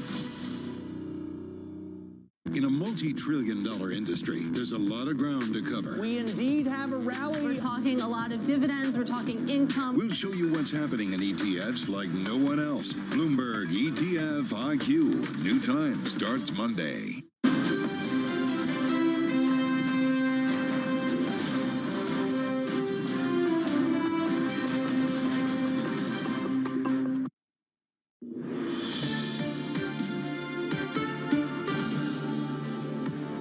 Now, Now, fresh tensions in the Middle East as Pakistan carries out strikes on militant groups inside Iranian territory in retaliation to similar attacks by Tehran yesterday. Now, Pakistan's Prime Minister cuts short his time in Davos to return to Islamabad. Meanwhile, the U.S. launches another round of strikes on Yemen's Houthis as the Iran-backed group continues to disrupt global shipping with attacks around the Red Sea. And traders wind back bets on aggressive monetary easing this year as strong U.S. retail sales cast doubt on a dovish Fed in March. Well, good morning, everyone, and welcome back to our special coverage from Davos. This is The Pulse. I'm Francine Lacroix. Now, investors banking on the coming year to see an easing of monetary policy as inflation moves closer to target. For the world's investment banks, the hope will be that cheaper money helps revive deal-making after a dismal 2023. Well, to discuss this and more, we're joined by the Chief Executive Officer of Goldman Sachs International Business. He's Richard Nodder. Richard, as always, thank you so much for making us smarter on how you see the world and the kind of deals that we could see in the future. There was a mismatch in IPOs, I guess in M&A last year, that buyers were expecting too much and, well, buyers didn't want to spend as much as actually sellers wanted to pay for. Does it correct this year? We're getting closer. Look, let's take ourselves back to this time last year. The view was pretty pessimistic. This time last year, the expectation was a recession in the U.S., and there was a reasonably gloomy outlook. Of course, the markets performed much better than that, and we know the U.S. market was up 23, 24%. So strong performance. And we also carried into last year assets that had been purchased at much higher prices. So there was clearly that difference in bid offer. I think people worked through last year. We've made a lot of progress, and I think we're getting closer. I think there's still a gap. Yep. So I wouldn't expect this year to be back full throttle, but we're getting closer. How concerned are you about 2024? So we had a resilient economy in 2023. Now we're talking about conflicts, geopolitics. I mean, the news this week was escalating tensions. How does it play through markets? Well, there are two questions there. First, the economics, and I think we feel better about the economics. I think we've got more of a tailwind this year than a headwind, which was really last year's story. Rates are going to come down. There's a lot of debate when, how quickly. Clearly, the central banks around the world are trying to slow the expectations down a little bit in terms of rate cuts and the speed and when they begin. But that's going to be a tailwind. Depends when it kicks in. Markets are at healthy levels. The European economy is going to be back to growth.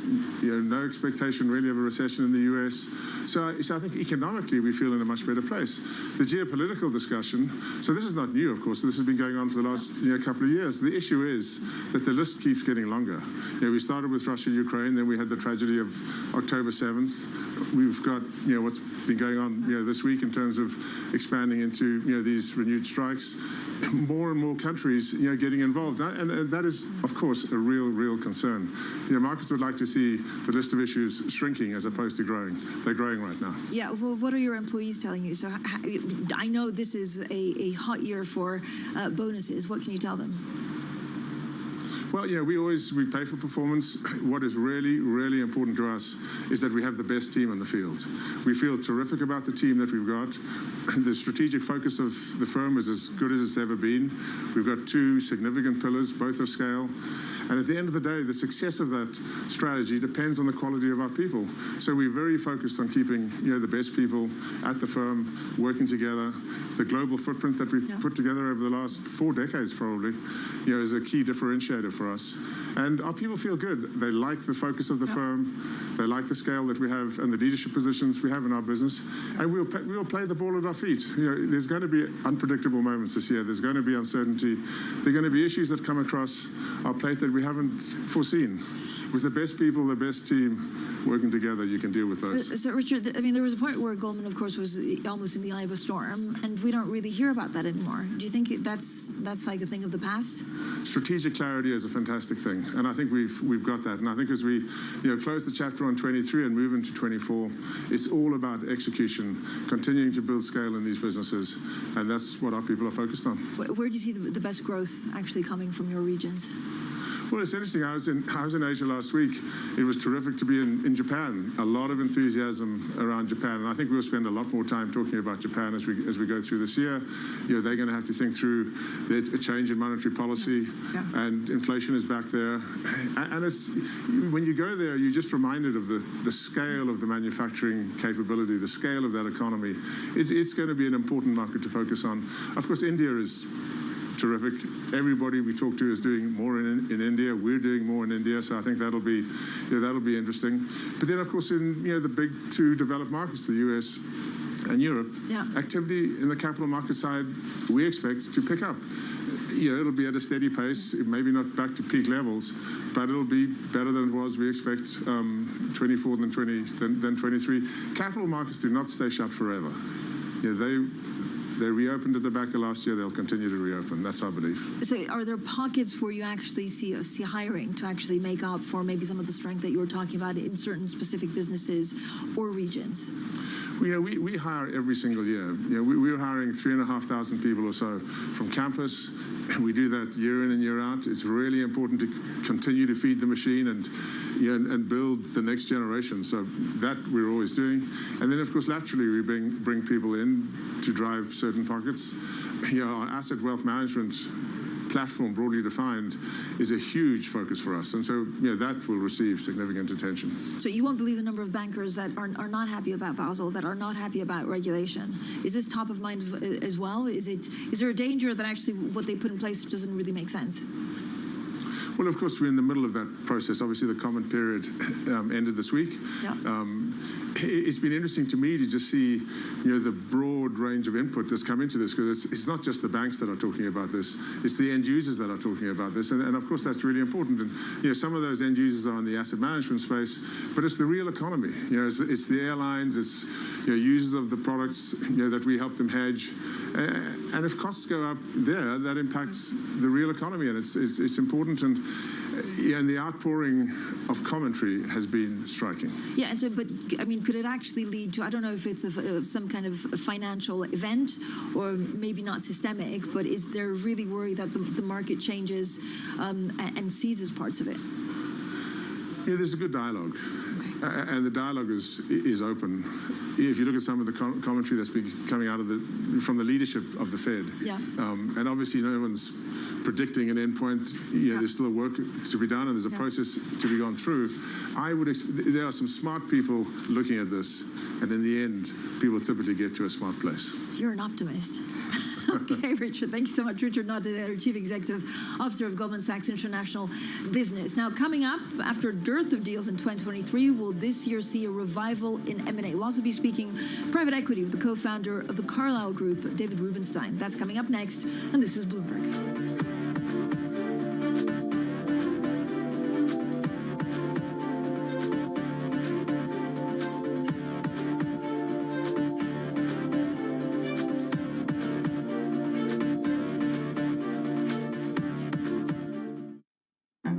This will probably go down in history as one of, if not the largest financial crime ever.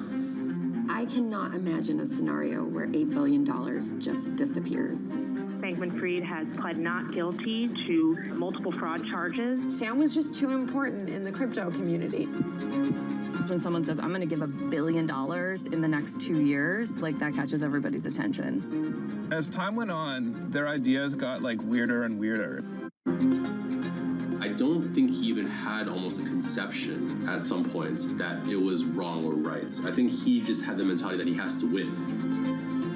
This committee will not stop until we uncover the full truth behind the collapse of FTX. Sue, Mark. Are you in? I'm in. I'm in. We're in. Will this be the last of its kind? No. This is the nature of capitalism. Get over it.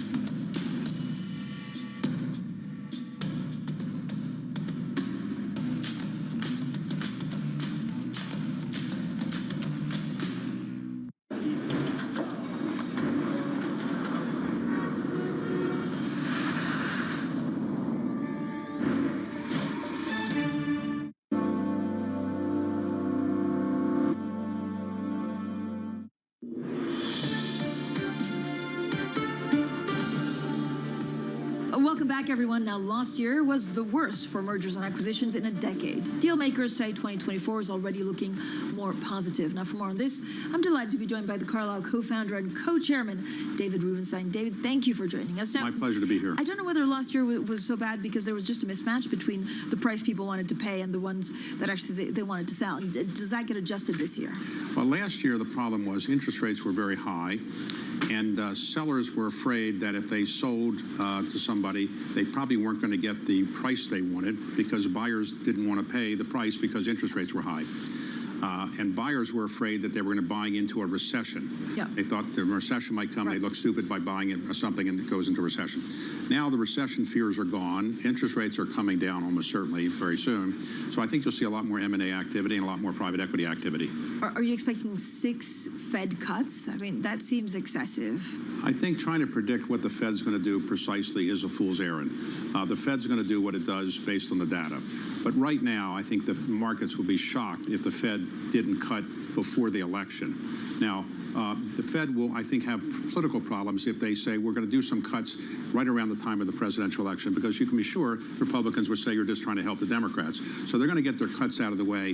They're going to meet in January, and then I suspect they're going to talk about what they're going to do in the March FOMC meeting. And I'd be very surprised if there isn't some cut by March. Yeah, but in terms of deal making, I mean, would people not wait for the U.S. election to know who's in charge in the White House? Because that could change also regulation, rules, foreign policy, everything really. Well, there's no doubt that the current antitrust enforcement is not that favorable to a lot of bigger acquisitions. But private equity tends not to be doing things that the antitrust officials care about that much because they're kind of standalone acquisitions. So that's not been a big problem for people. It's really been the interest rates and the concern that there might be a recession coming. But I think that concern is gone. We've seen some big deals in private equity, especially in infrastructure, with BlackRock buying GIP. We have Actis and General Atlantic. Is this going to continue? Are we going to see a lot more of these already big, sizable deals? Well, the consolidation that's going on in private equity, I think, will continue. The BlackRock deal is a very good deal for BlackRock, I think, and a very good deal for the firm that sold it to it. And it's a very good firm. GIP is an excellent firm. The high price, some people would say, but I think it will work out well for everybody. I think you'll see more consolidation, particularly in infrastructure, because infrastructure is an area that people like, relatively predictable rates of return, and there's a lot of interest among investors in investing in that class. But yeah, I do think you'll see more consolidation, and some of the bigger firms will get bigger.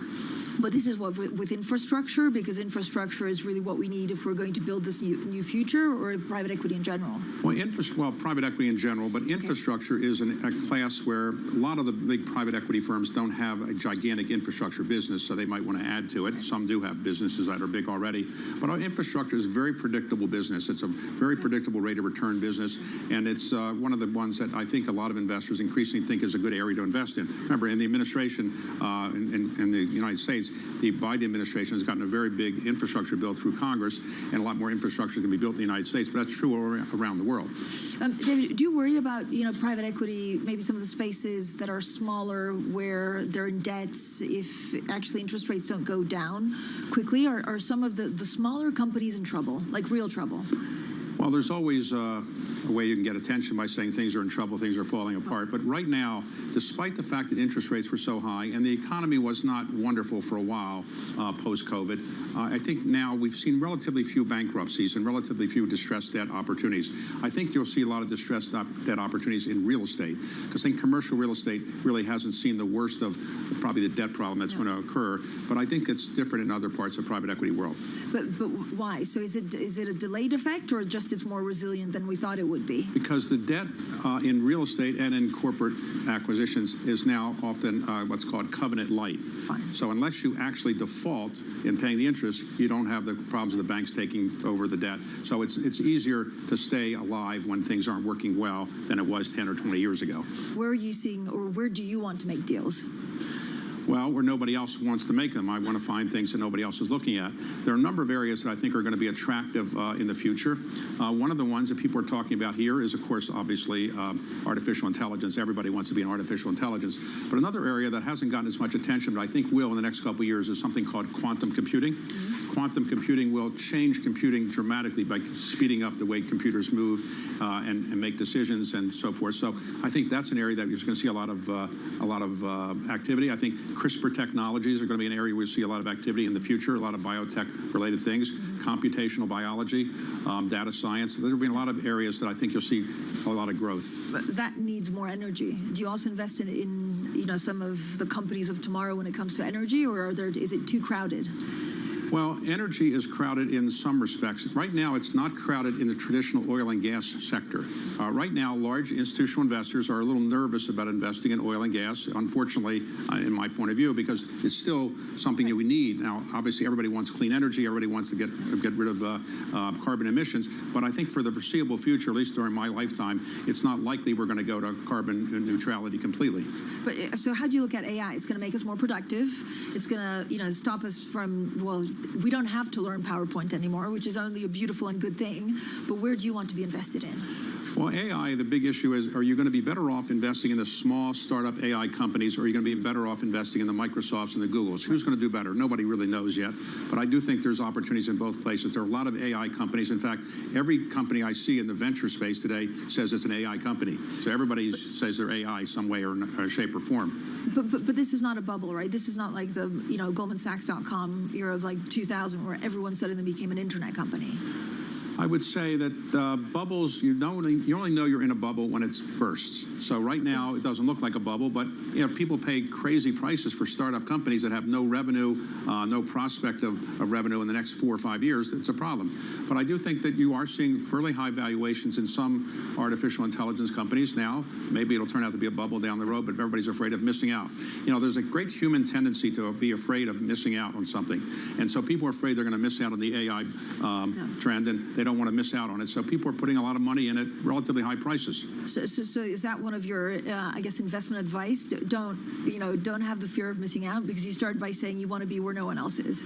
Well, as a general rule of thumb, you're better off to invest where other people aren't racing to go into it.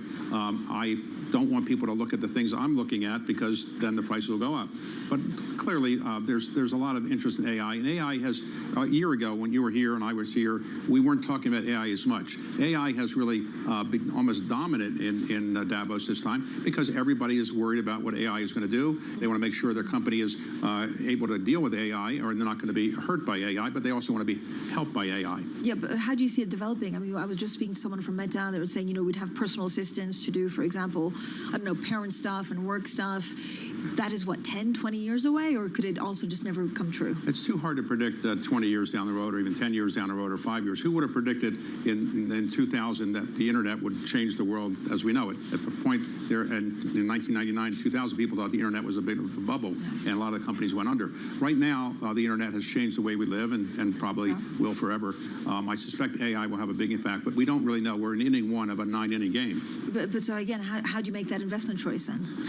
I don't want to give out all my investment secrets, but I would say that generally, you're looking for people that know what they're doing, that really have a desire to build a company, not just make money. You're looking for people that are going to work around the clock and actually have some technology knowledge. But you take a look at the great entrepreneurs of the last 20 years, Steve Jobs, Bill Gates, Jeff Bezos. What did they have in common? They walked through walls, they believed in what they were doing, and they had a passion that you couldn't replicate easily. And obviously there was some luck along the way, but the great entrepreneurs are going to be coming along in the next generation as well, and probably will be in AI. David, thank you so much for joining us. Always interesting. Carlyle, co-founder there, David Rubenstein. Now coming up, we'll have plenty more, of course, from Davos. So we still have, we have the rest of today, and then we have tomorrow. Much more. This is Bloomberg.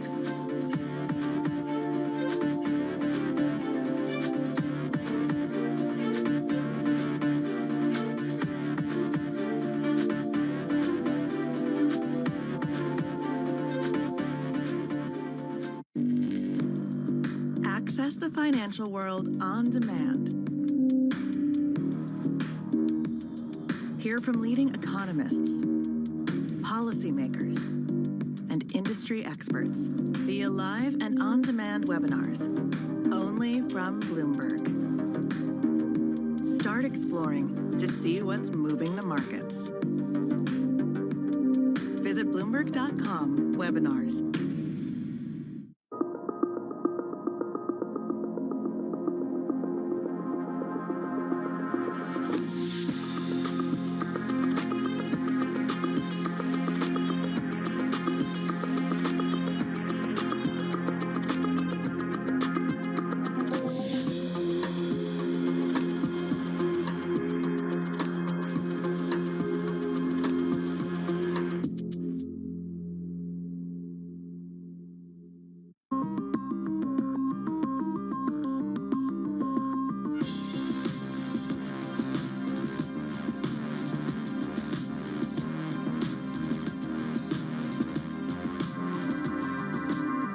Bloomberg has enhanced search on the terminal to deliver what you need when you need it. Now, you can simply type phrases in everyday English in the command line. Compare financials. Find people. Analyze markets. You can enter phrases or ask questions. What do you want to know today?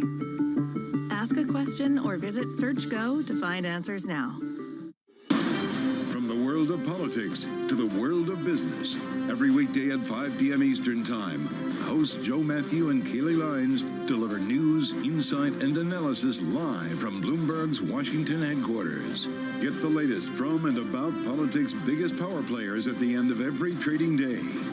Balance of Power live around the world starting Monday, every weekday at 5 p.m. Eastern, only on Bloomberg Television. Context changes everything. This is Bloomberg News Now. News when you want it at the touch of a button. Another volatile day on Wall Street. We're seeing big moves. All eyes on Capitol Hill as Democrats and Republicans prepare. Today's job numbers casting doubt on the Fed's next move. Inflation remains front and center. And that's news when you want it with Bloomberg News Now. Get it 24/7 on the Bloomberg Business app, Bloomberg.com, and anywhere you get your podcasts. Bloomberg News Now. Context changes everything.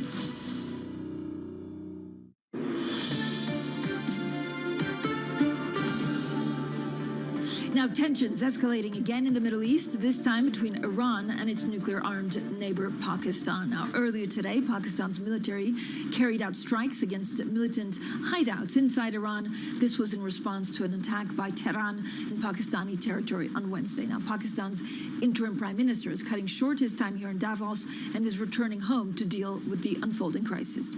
Meanwhile, the U.S. launched another round of strikes on Yemen's Houthis overnight.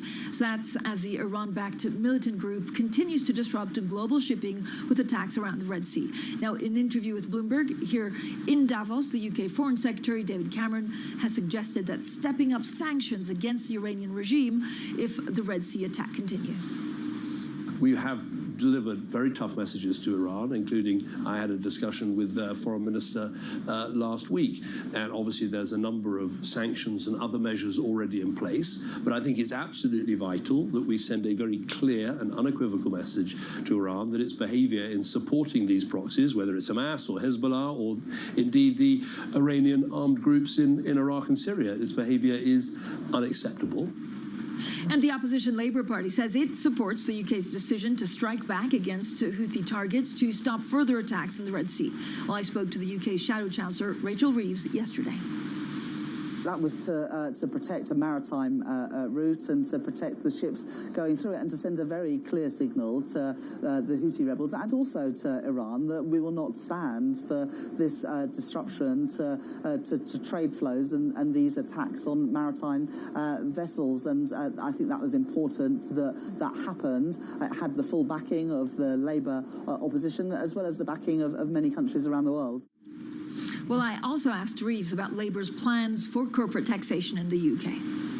Well, I think the corporation tax is at a competitive level, and it's incredibly important that the British industry is competitive. I'm here in Davos to say to business that with a Labour government, we would be not just open for business, but actively encouraging investment and wealth creation in Britain and making the argument that Labour today are the party of wealth creation, and we wouldn't do anything with tax to deter that investment. So does that mean that you could actually rule out increasing corporation tax, VAT and bank levy? Well, look, I'm not going to set Labour's tax policy on a television programme, but I think I've been very clear and very consistent. We want to give clarity to business and give them certainty that they can make those long-term investments. Yeah. And indeed, we would invest alongside business in some of the big growth opportunities that we see in our economy today. Right, but from what I've understood, definitely no corporation tax increase. Well, look, I'm not going to make that commitment on this programme, but we want a competitive rate of tax and we want certainty for business. Well, the UniCredit chief executive, Andrea Orcel, also says he's certain to hit his profitability goals despite heightened geopolitical uncertainty. Now, here's a look back at our conversation a little bit earlier. We will give, obviously, an update with our Q4 or year-end results in February. But suffice to say that our strategy and our commitment has not changed. No. At the moment, you're looking at, we have probably reduced by 70% our exposure there.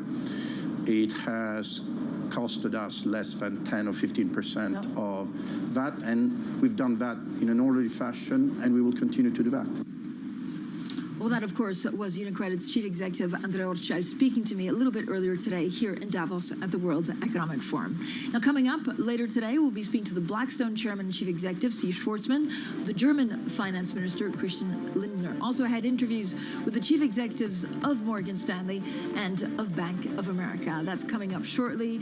Up next, Bloomberg Brief with Danny Berger in London, Manus Cranny in New York, and this is Bloomberg.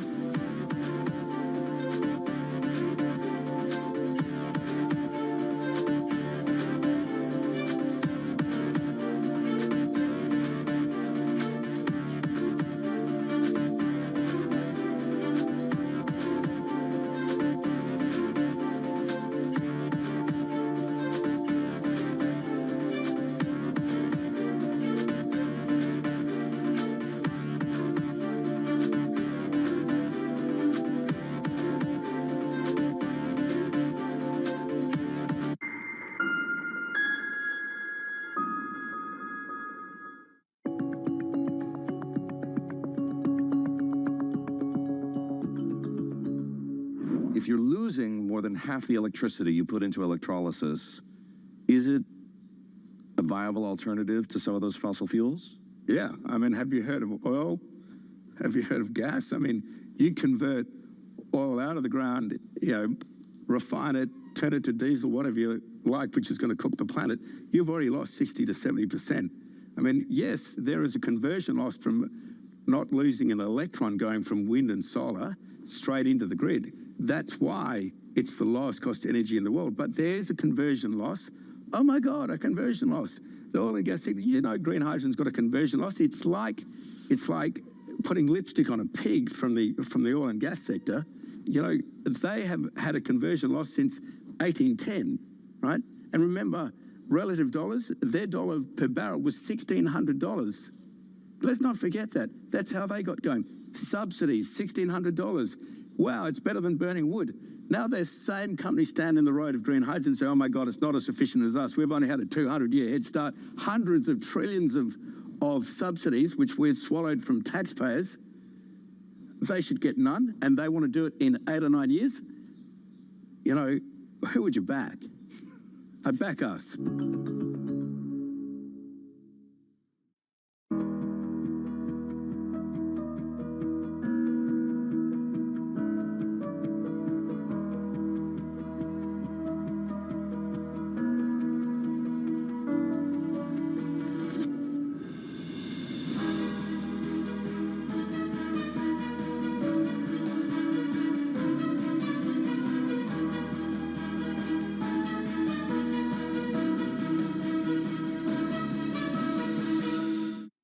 On the heartbeat of the tech sector. Spread across global markets. The real-time data aspect is going to be important. We're going to bring you expert analysis on that. Sure. Don't miss Bloomberg's interview with the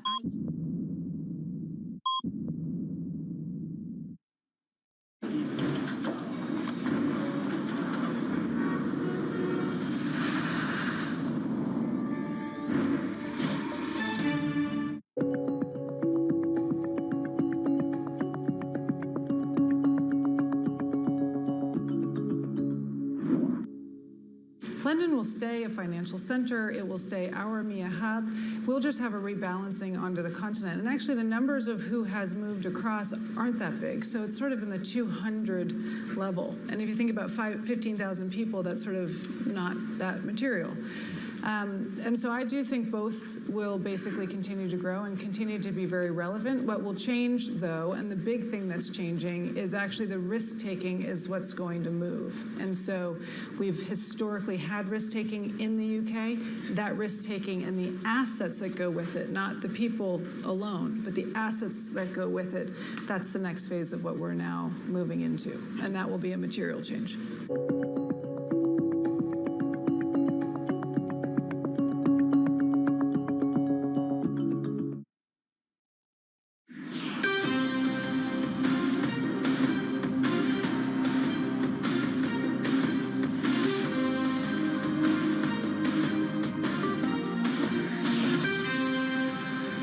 morning from our world headquarters in New York. I'm Manus Crenny. And from our studios in London, I'm Danny Berger. Welcome to Bloomberg Brief. Let's set your agenda. Fresh tensions in the Middle East. Pakistan carries out strikes against militant hideouts in Iran.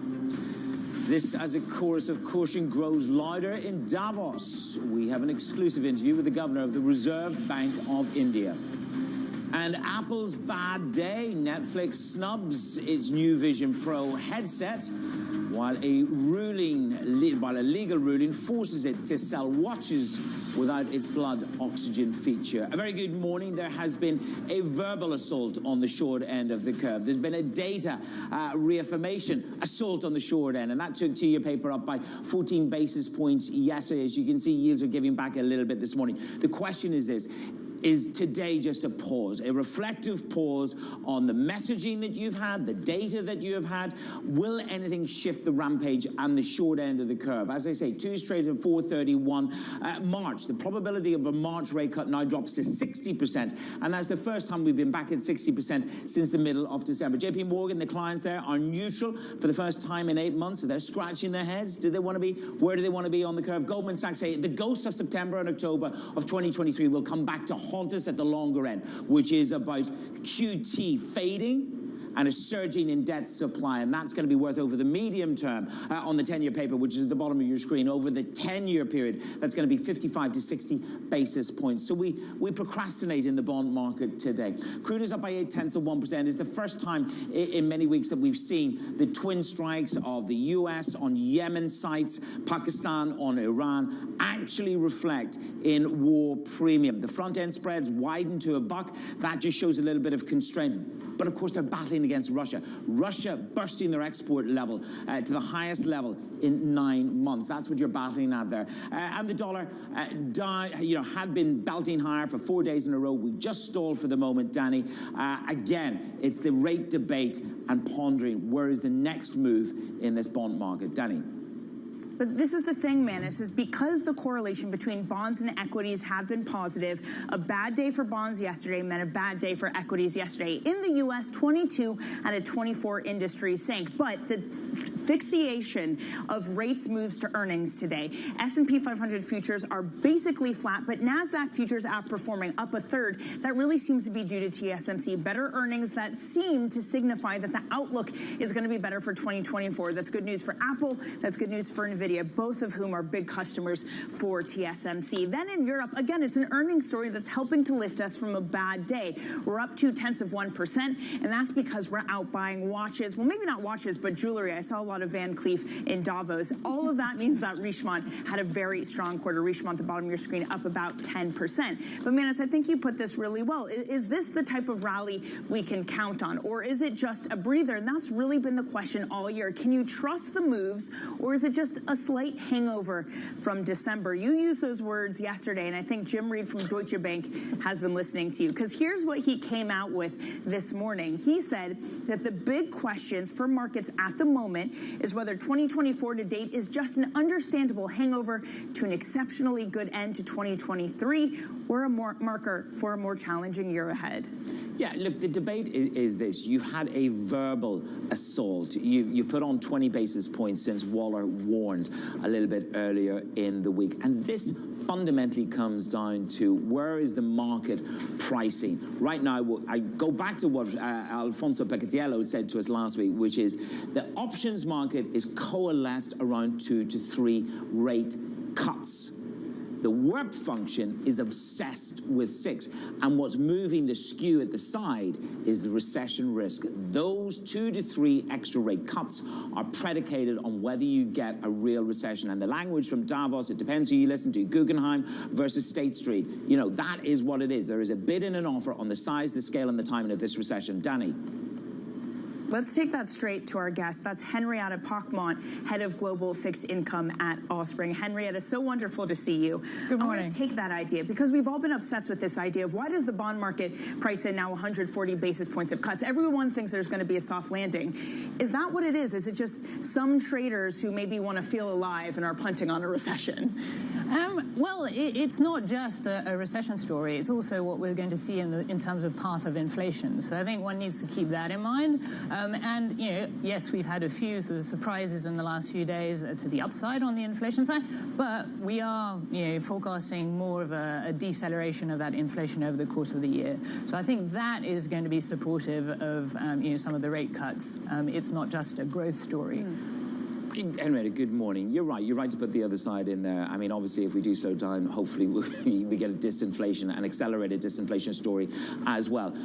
The question I have for you is, these markets have recalibrated in the space of a couple of days. On the back of Waller, on the back of Lagarde, there's a whole host of voices out there trying to recalibrate the bond market. Are we at the start of a pullback in this yield narrative, or are we already halfway through it and you think, man, the worst is done, this market has recalibrated, it has listened, or is there another leg to come? You were talking about it a little earlier. The end of 2023 was, an exceptional rally. So I do think, I agree, this is a bit of a correction and a bit of a hangover after that. And that's a healthy thing. I think we're at much better levels here than we have been.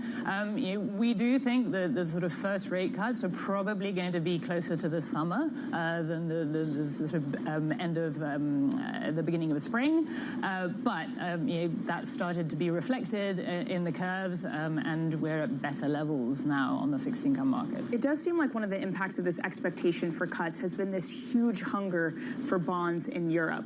We're already at the €1 trillion demand mark, and I mean, we haven't even finished January. It's really remarkable. Can that continue, or have we reached last chance saloon? If you look at portfolios, there's still some cash to be invested. We have got investors that are still sort of pondering what to do, be it on the equity side or the bond side. So there is cash to spend. So I think that is going to help to mop up some of the issuance that we have. It's been really interesting to see. At the beginning of the year, it was, oh my goodness, we've got too much issuance, and then, oh, we might not have enough. You have this sort of swing between the too plentiful and not enough from an issuance perspective. Yeah, Goldilocks basket, just, she spilled her apples. You say you want to go for global market exposure and diversification. Now, the Brits got a shock yesterday, didn't they? I mean, they really did get a shock. Everybody's saying, oh, it's only a blip, it's only a blip. Of course, they've got to fill paper with something. 394, global diversification. Do you want to buy some gilts as the truck backs up at home in the UK? Where is your global diversifier away from treasuries? So I think the global call is reflective of, after COVID, we had a big synchronization in terms of the economies. I think we're going to see less of that going forwards.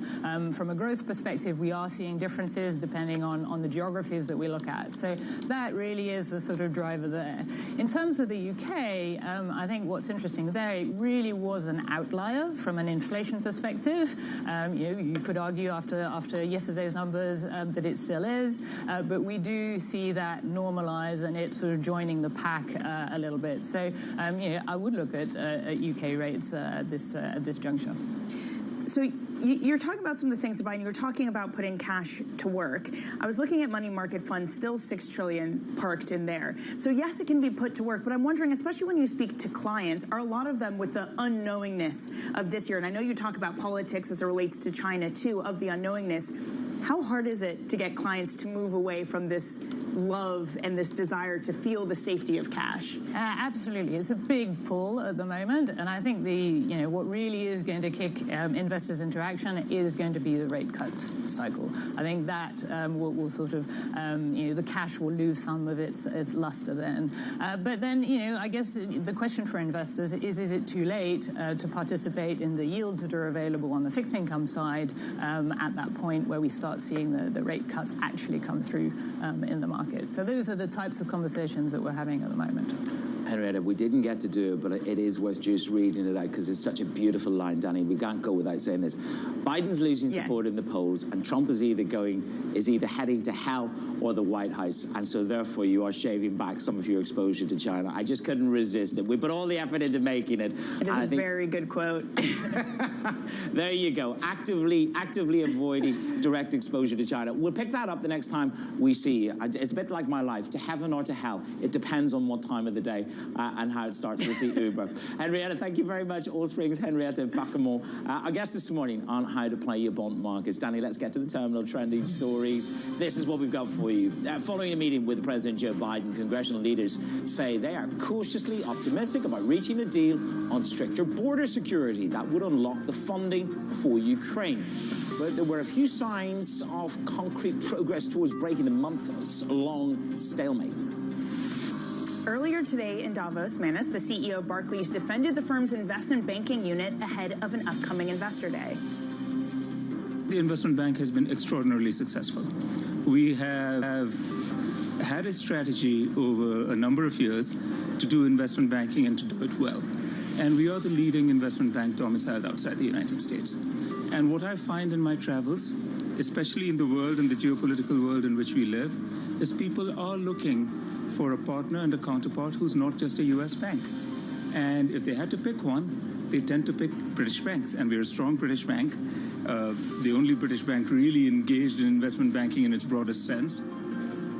There you go. Who to choose when times are tough outside the US. And in luxury, Richemont reported higher sales during the holiday shopping period. Its jewelry brands outperformed in China and the US, while Watches of Switzerland slashed its sales targets, blaming volatile demand. Now, the question I have for you, have you been into Cartier? Yeah, I have to admit, I haven't bought anything, but see, I think I capture exactly why Richemont did well. I don't really want to watch. What I want is, those little like nail rings, the Jassoum Clos. I just think they're so chic. Did you buy I really want one of those from Cartier? I haven't bought it. I truly have not bought it because I can't. It's just so small, and I can't spend $1,200 on just like the tiniest little gold ring. Yeah, that's how much it is. Okay, well, I won't be getting you that. I know we've got a bit of celebration coming up when you come to America. Look, here we go. This is cheaper than a Ferrari. Oh, well, okay. You're a cheaper co-anchor than a Ferrari. That's fine. There we go. Richemont is flying high because, of course, they're bucking the trend. Just think, Jan Rupert, who's the chairman of Richemont, talking about difficult to put price rises through. I was with Moet Hennessy, CEO, the other day. They're not going to find it easy to put price rises through. But the bottom line is Richemont's on the up. Yep, exactly. And Watches of Switzerland on the move down. Buy jewelry, don't buy the watches, Manus. That's the trade. Indeed. Coming up, we're going to head back to Davos. We've got the Reserve Bank of India joining us on set from the mountaintops in just a moment. This is Bloomberg.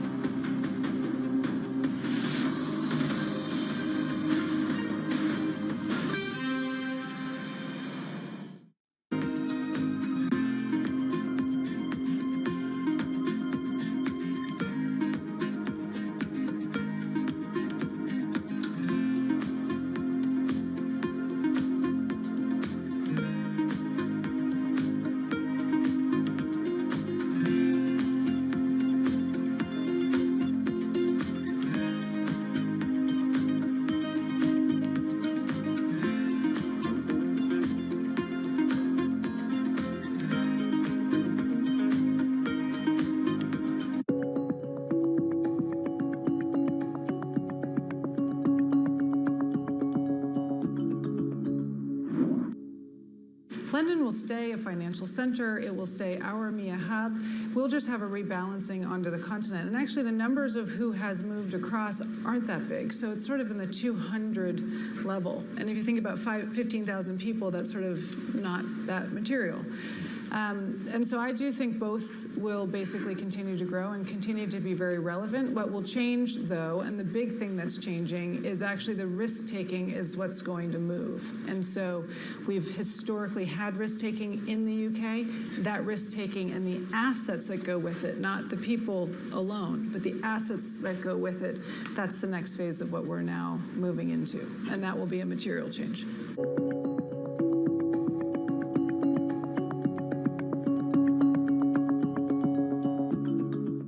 Studios in New York and San Francisco, our expert hosts have the data and analysis about the companies you know and the startups to watch, plus the interviews you don't want to miss.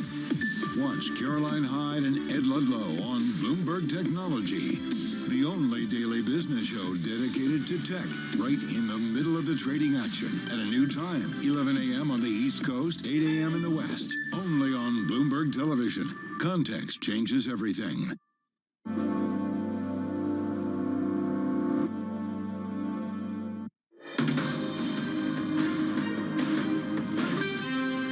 Here's Bloomberg Brief. I'm Manus Granny in New York. Danny Berger in London. Time to return to Davos. As Linda Ammon is standing by with the Governor of the Reserve Bank of India. How's Linda? Well, that's right. It is an exclusive, and India's moment is here. Governor Das is with me. Thank you for joining us. Preoccupation right now in the markets and everywhere else are rate cuts. When can we expect the RBI to cut rates? That will depend on the incoming data. That will depend on the outlook. I find that markets all over the world, financial markets all over the world have started talking about rate cuts, whereas the central banks are nowhere near it as per their stated, as per the statements which are coming out from various central banks. So far as India is concerned, inflation has moderated from the peak of 7.8%, which we saw immediately after the onset of the Ukraine war. Inflation has steadily moderated.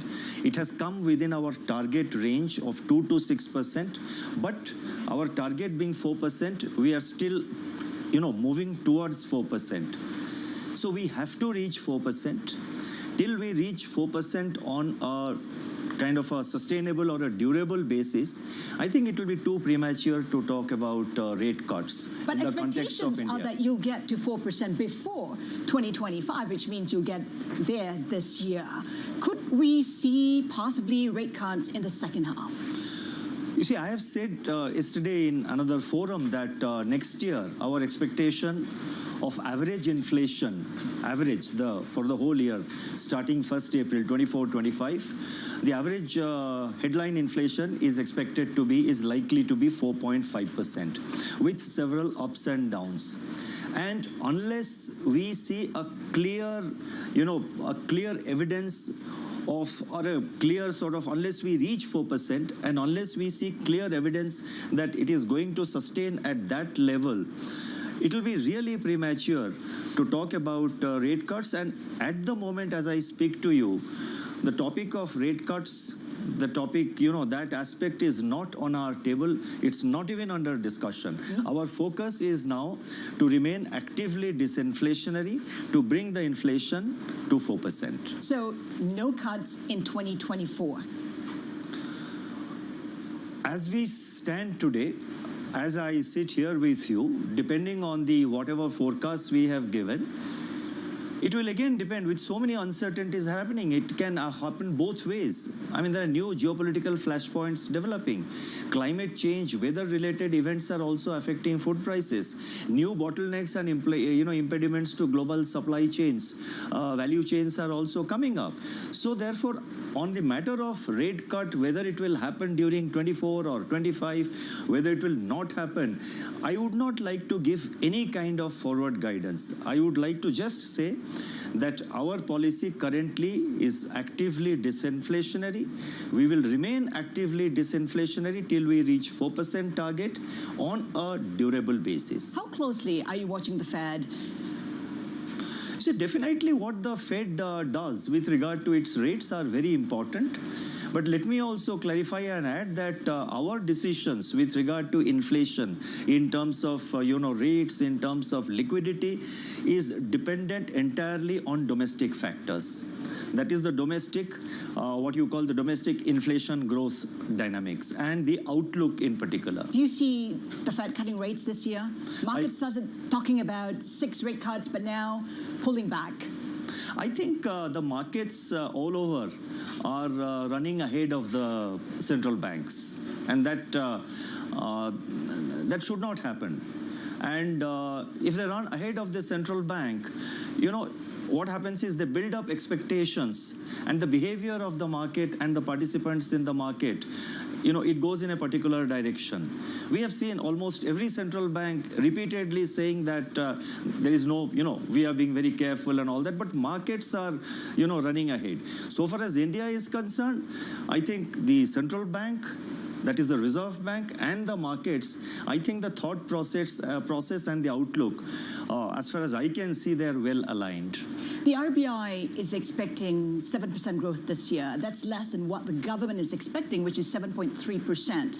Are you being too conservative? People are talking about India's moment. You see, I'll tell you, the projection that we had made for the current year, which will end on 31st March, that is the current financial year 23-24, our projection was 6.5%. The market consensus was also somewhere around 6.5%. In October, in one public event, I made a statement that I will not be surprised if the growth touches 7%. And thereafter, in the next monetary policy meeting, we said officially that we will reach 7% growth in the current financial year. Now, the day I said that we will touch 7%, the entire market thought that, we were probably being very optimistic. So large part of the market was unwilling to believe, but a good part of the market adjusted their, forecasts accordingly. So when we said 7%, it was seen not as conservative, it was seen as optimistic. But now the National Statistical Office, which has access to a lot of data and later data, because we said it in October, whereas what the National Statistical Office said is very recently. So therefore, they had subsequent period data also, and they have said 7.3%. For next year, financial year, that is beginning 1st April 24-25, I have yesterday and again in another forum mentioned that my sense is that the GDP growth will touch 7%. And when that happens, India would have recorded GDP growth, that is real GDP growth of 7% or above for 4 consecutive years. Some say, though, it is not enough. Your predecessor, Raghuram Rajan, said that you need growth in excess of 8% for you to address the unemployment problem, for you to create more jobs that are needed in the country. When might you get there? And is he right in his assessment? See, I don't want to comment on whether somebody is right or wrong. But do you need 8% growth? But I'll tell you, my answer would be as follows. The growth has picked up. In fact, when COVID happened, all naysayers said that, India is finished, India will not be able to recover. But India has shown tremendous recovery. The turnaround of the broader economy, the turnaround of the macroeconomy, the turnaround of the financial sector, in particular the banking sector, has been remarkable.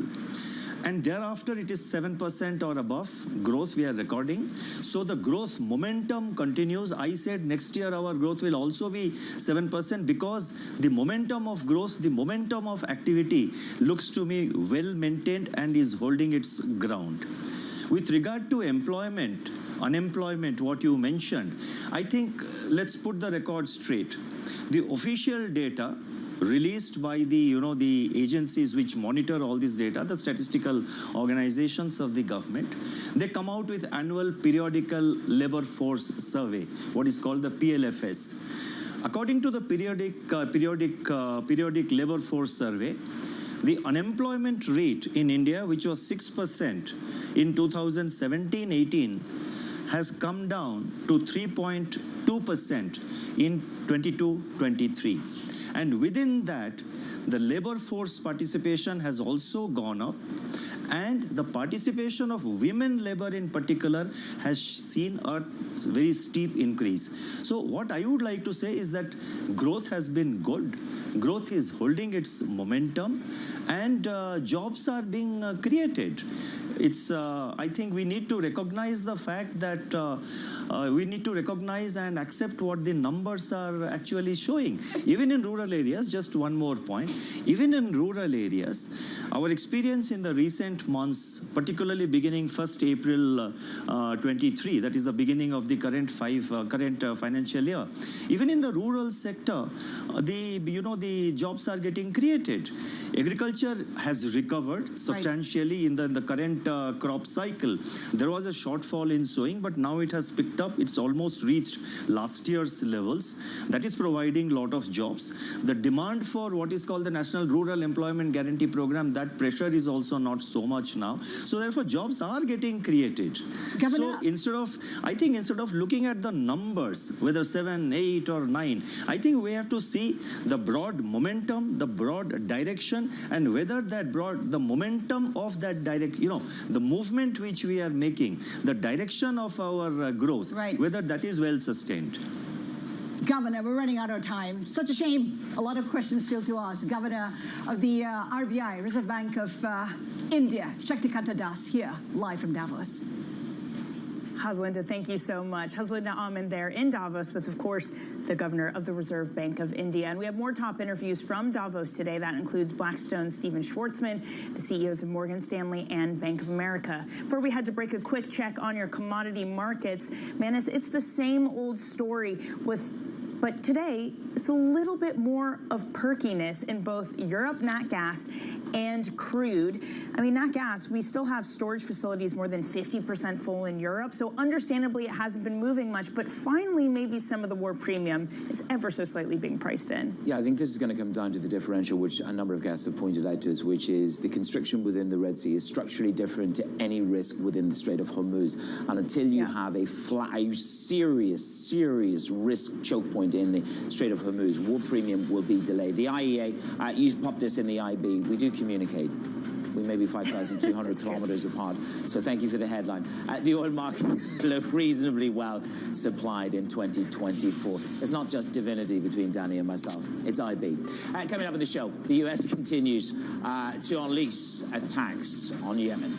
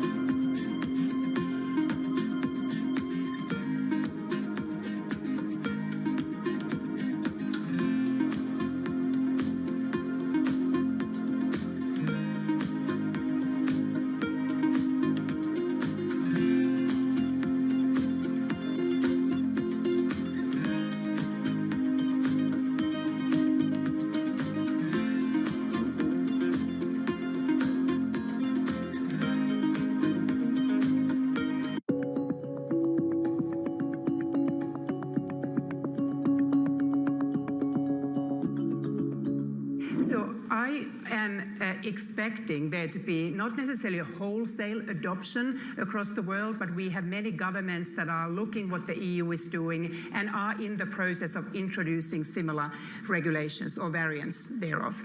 Then I think it'll be very interesting to see how these global companies will adjust their business practices. Will they implement the obligations of those regulations only with respect to Europe, or whether they do it globally? And sometimes it may be very difficult in today's conversation environment about which is more hostile or more skeptical of the big tech companies. If Facebook, for instance, cannot use targeted advertising, or Instagram cannot use targeted advertising on minors in Europe, can they then justify that they continue that very same practice in the United States and elsewhere? Because there will be many who say, well, you have ceased those activities in Europe. Don't you care about protecting our minors as well? And it is hard for reputational reasons for Facebook, for instance, then to confine its conduct and the changes it will have to make to Europe alone. So I think we will see some ramifications of those regulations outside of Europe as well.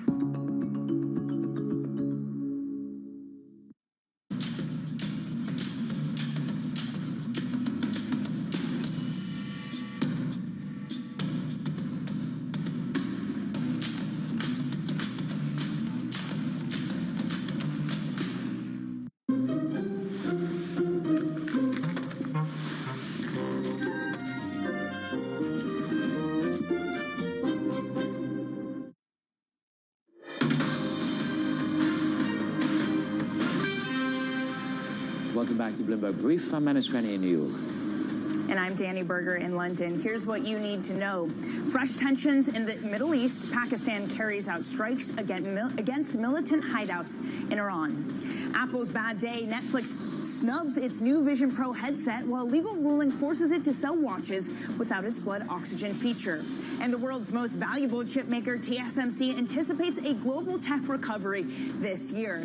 And it's exactly that kind of individual story which is lifting equities today. Before, especially yesterday, it was transfixed by higher yields over those strong retail sales numbers. Manus is going to walk you through that, but today we can concentrate on the earnings. TSMC is being hugely helpful to the American equity market, specifically the NASDAQ, which you can see is overperforming a relatively flat S&P 500. It's good news for Apple. It's good news for NVIDIA. They're one of the main customers of TSMC. So if growth is back in tech, it's back for those companies. Growth also back for Richemont, the luxury company. That's helping to lift stocks, and in Europe, that is up about 0.1%. So, Manus, the Gucci's of the world also doing better today. I've just seen a picture of the Gucci nail, of the Cartier nail ring that you were looking at for $1,400. You won't be getting that. Just putting that out there. Just as a market check for you, that is not on the list. That is ridiculous. $1,400 for that. Let's move along. You've got the NASDAQ bid up there, but in part that's because the bond market's decided to pause a little bit, especially at the short end. There was a torch lit under the 2-year paper yesterday, up by 14 basis points. 10-year government bonds at the bottom of your screen as well. Just giving it a little bit back. So you've had this assault in terms of trying to get the markets to go with a regime change. The central bankers of the world have not begun a regime change, and they need to bring these bond markets back to heel on that. The probability of a rate cut in March now falls to 60%. We haven't seen that since December. The JP Morgan clients, they're neutral, and Goldman Sachs, they warn, remember September and October when you were traumatized and yields spiked? Well, you are going to be back there again, because fading QT and surging debt supply is what's going to drive this market. But the short end at the moment reappraises the situation. Crude is paying attention to what's going on in the new round of strikes. The US on Yemen, Houthi Yemen sites, and Pakistan striking Iran. But again, they're trying to quell. The Pakistan nation and Iran are trying to quell things down. Oil is up by 0.6%. The dollar breaks 4 days of gains. It's down by 1/8% as you see that temporary pause. The question you need to ask yourself is whether this temporary drop at the very short end of the curve that you've seen there in the US, is this a pause to relock and reload and take those rates higher? Danny. Well, Manus, I think Paul Donovan might have been listening to me when I said I wanted a new Cartier ring, because he's just out with the new note. You flagged this to me. The title is "Never Short the Hedonism of the U.S. Consumer." He said the same thing back in October, but here's a reason to re-up this sentiment. As he writes, quote, "Market seems surprised that U.S. December retail sales were stronger than expected. This is weird. Some part of U.S. retail sales data surprised positively every single month during 2023. Which takes us actually to the data that you've had this morning from Richemont. I know it is at the upper end, and perhaps it's a skew, and people will say, oh, that's not reflective of what's going on at the real level in retail. But the retail sales in the United States of America were very strong. People were jolted with that. It was one of the fastest and strongest in 3 months. Richemont is selling more. Part of their markets in Asia are returning, which is a dramatic shift on the narrative that Jan Rupert gave us just a couple of months ago. There's Richemont, Danny, up 10% this morning. Go shopping there.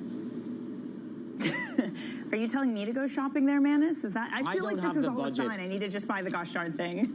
I don't have the budget that you have. I don't even look at nail rings at $1,400. No, I'm not in that budget league.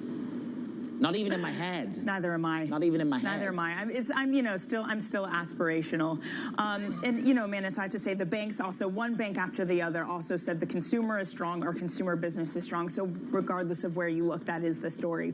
Okay, Manus, from the consumer to geopolitics, let's shift gears here. Pakistan's military has carried out targeted strikes against militant hideouts in Iran in a response to attack by Tehran. It's a rare escalation of tensions that both sides signaled they don't want to see get worse. Here's what the Pakistani Ministry of Foreign Affairs had to say. Pakistan will continue to take all necessary steps to preserve the safety and security of its people, which is sacrosanct, inviolable, and sacred. Pakistan fully respects the sovereignty and territorial integrity of the Islamic Republic of Iran. The sole objective of today's act was in pursuit of Pakistan's own security and national interest, which is paramount and cannot be compromised. Here with us is international affairs columnist Mark Champion of Bloomberg Opinion. Mark, it's clear that the heat is turned up in the region, even if some of it is only indirectly related to Israel-Gaza. But what's at stake if there's escalation, not just Israel-Gaza specifically, but now Iran, Iraq, Pakistan, Yemen? What happens at this point? Yeah, I mean, obviously, everyone is concerned about whether this can metastasize into a regional conflict. I think, though, that the way to look at what's been happening in the last few days is as a lot of signaling. So what you have, if you think about what has happened, you had the Houthis piling in, the US and the UK resisting for a long time, but eventually striking back fairly hard at the Houthis, knowing full well, on the same day the US was warning shipping that it would get even worse, that they'd had to take care, knowing full well that, the immediate sort of goal wouldn't be achieved, yet they felt they had to send this signal that this is not acceptable, that, there's a red line and we're willing to enforce it. Then, probably by, who knows, all the details, but you had a terrorist attack in Iran. The Iranians were sort of initially blaming the Israelis, but in fact it was ISIS in Afghanistan. Then they wanted to signal again, you do not do this. We are, we are strong. We are ready to strike back. It was a signal both to the U.S. and Israel. It was also a signal to ISIS, and they have now hit targets both in Iraq and in Pakistan. This is a Sunni terrorist group. It's not ISIS, but it's a related group. What I think you're really seeing is signaling. It's obviously very concerning when this happens. This is rare, and therefore you have the Pakistanis and Iranians taking it very seriously diplomatically. But I don't think there's any sense in which the Iranians were trying to start a war with Pakistan. Okay, so good morning to you, Mark. This is perhaps using the cover of everything else that's going on to launch these side attacks. When you look at the Red Sea, you look at the number of actual tankers traveling through there, that's come down to 5. You're seeing attacks on some U.S. ships by drone attacks yesterday. So where are we in terms of this scaling up or scaling down of attacks in the Red Sea? Yeah, I mean, when the U.S., began its strike back, it was, fairly clear that it was very unlikely the Houthis would simply back down. We've seen the Houthis in action for, 10 years fighting the Saudis and UAE.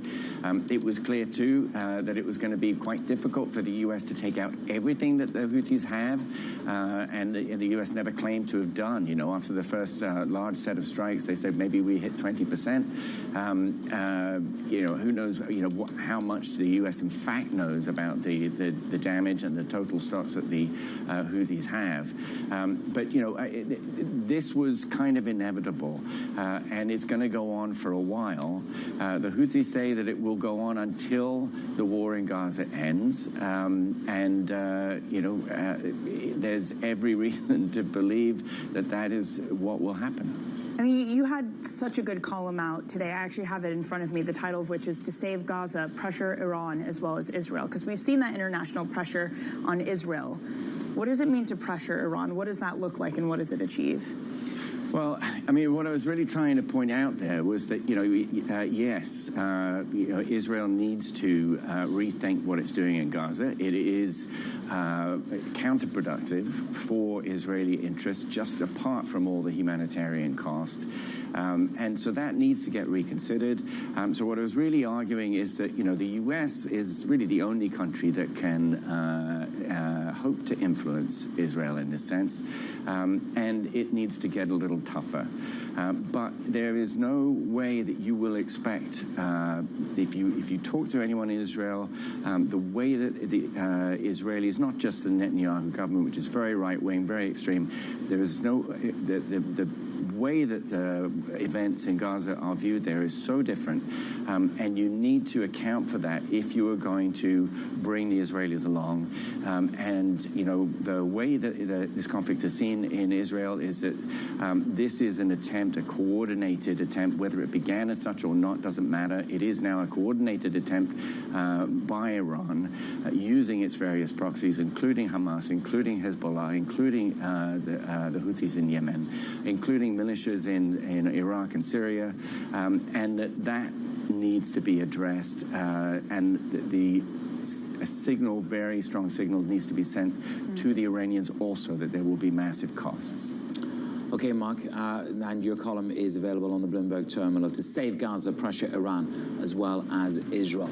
Mark, thank you very much for joining Danny and I this morning on the very latest. Coming up, Apple faces a string of setbacks this morning.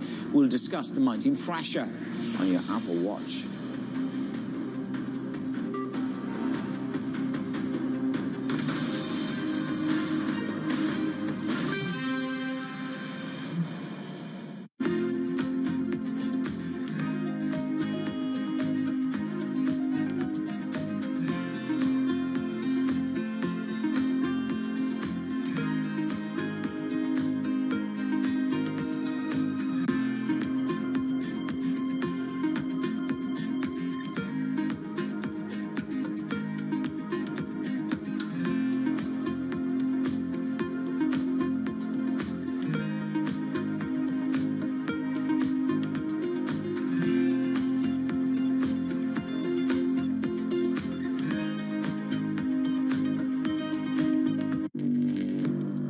Access the financial world on demand.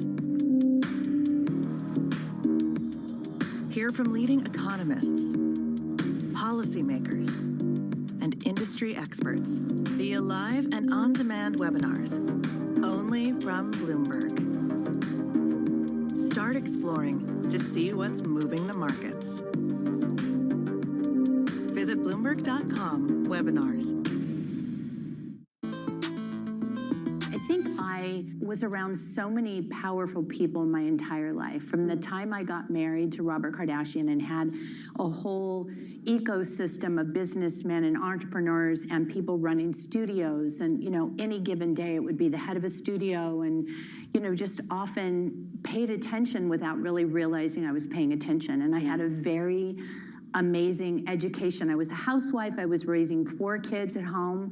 I had the most blessed situation, but at the same time surrounded by these business situations that I didn't even realize were happening right in front of me, but I must have been absorbing it because there's so many times I've like brought up in my mind one of those conversations that I had learned from. And so I think I had a very lucky and blessed existence that way.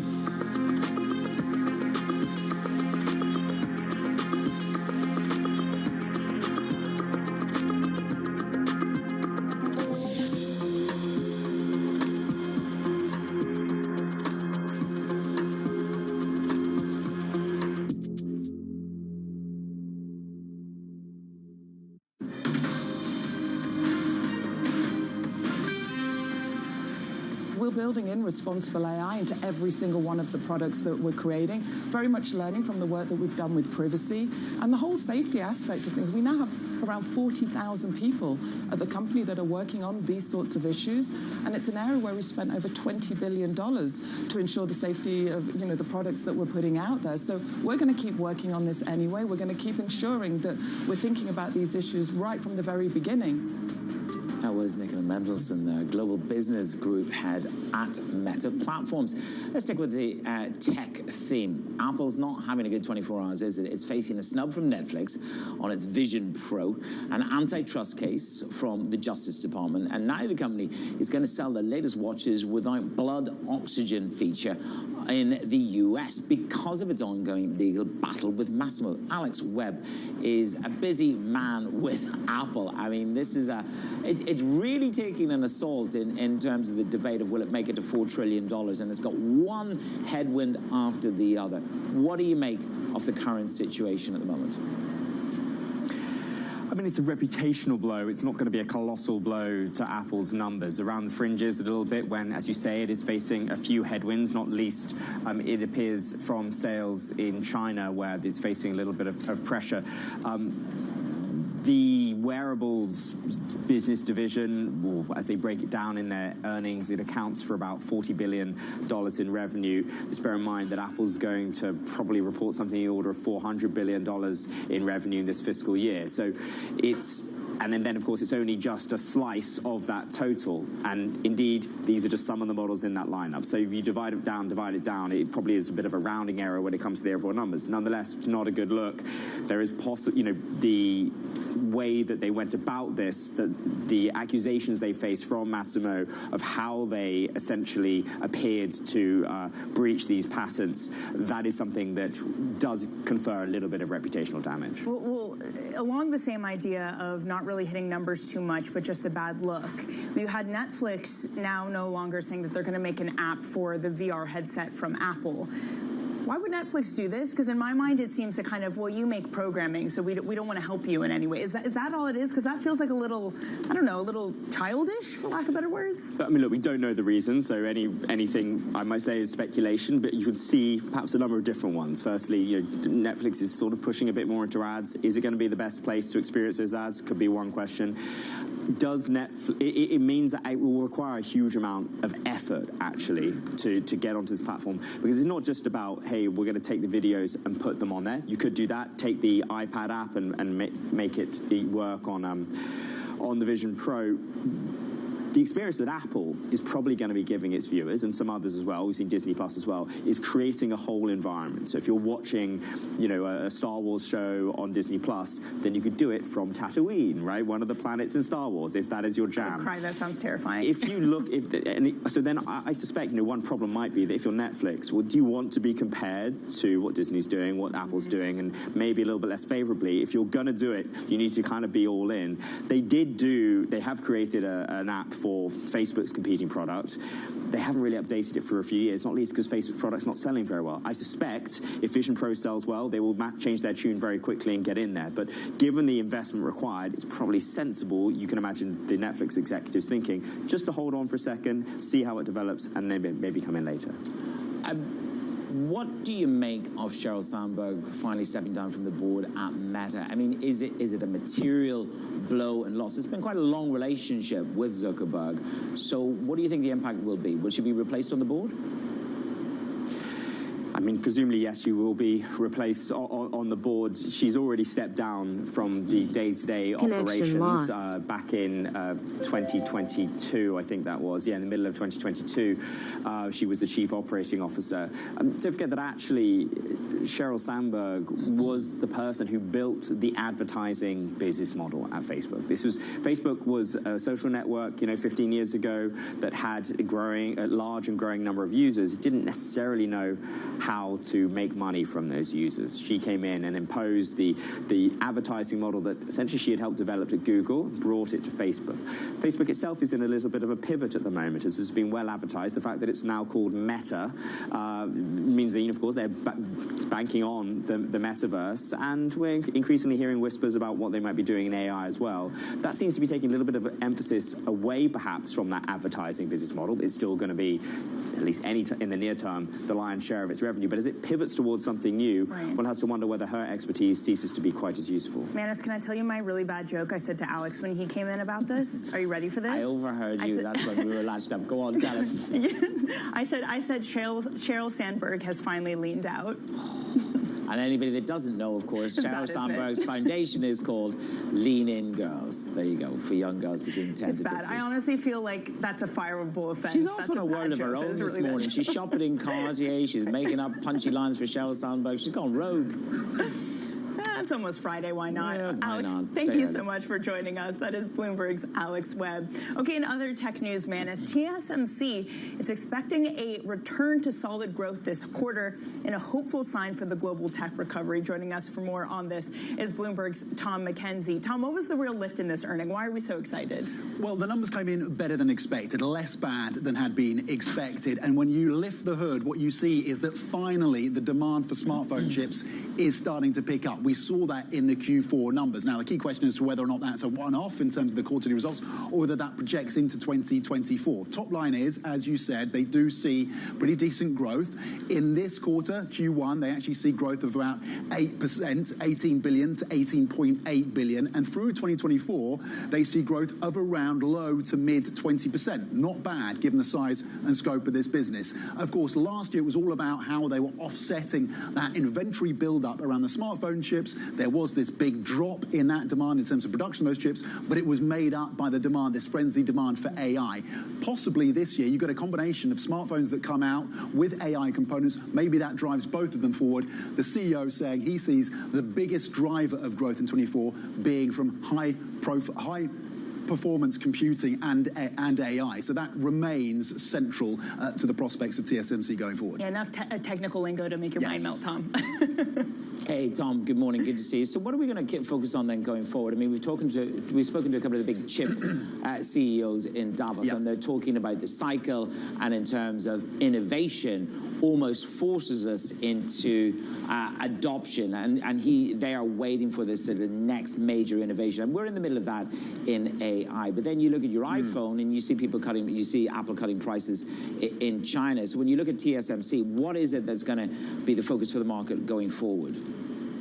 Yeah, and you're absolutely right to flag Apple. That is a potential risk factor for TSMC going forward, given that they are such a major client for TSMC and the challenges they face, particularly, of course, in the Chinese market, as you were talking to Alex Webb about that. Now, one other question will be, so Apple's a factor, certainly there's a question mark over that. The other question will be, does the demand that we've seen for NVIDIA's chips hold up or even accelerate? And as I touched on in the previous answer, edge computing, so where AI is actually embedded in your device, does that become something that we actually see come to fruition in 2024? Because if so, that could be another catalyst for TSMC. Something else we've been looking for and hearing as well from the executives aboard this company is their spending plans around fabs in the US and Japan. They've had to delay some of that spending in the US because of the lack of incentives coming through from the Biden administration.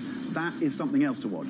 And that could certainly shift if we get a shift in the White House at the end of the year. Tom, thank you very much. Tom McKenzie, keeping it real on TSMC. Coming up in the show with Danny and myself, some of your market-moving events for the day. A little bit of Fed speak, never far away from that, are we? Right here on Bloomberg.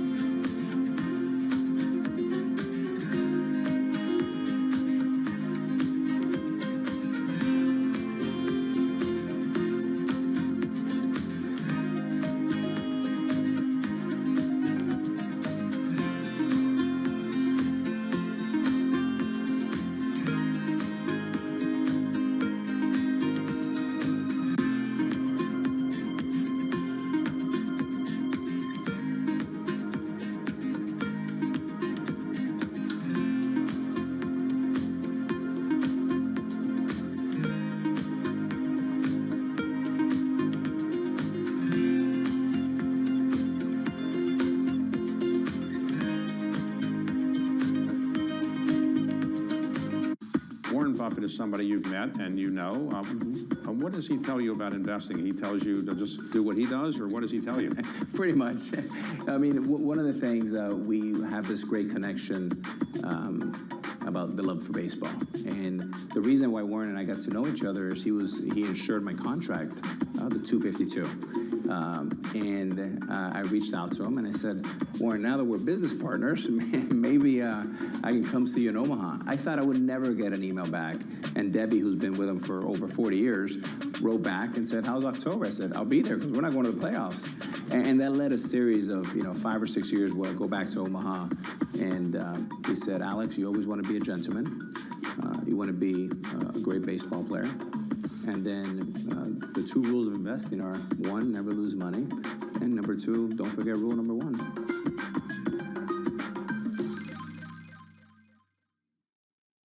Bloomberg has enhanced search on the terminal to deliver what you need when you need it.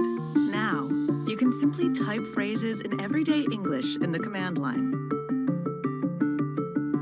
Compare financials. Find people. Analyze markets.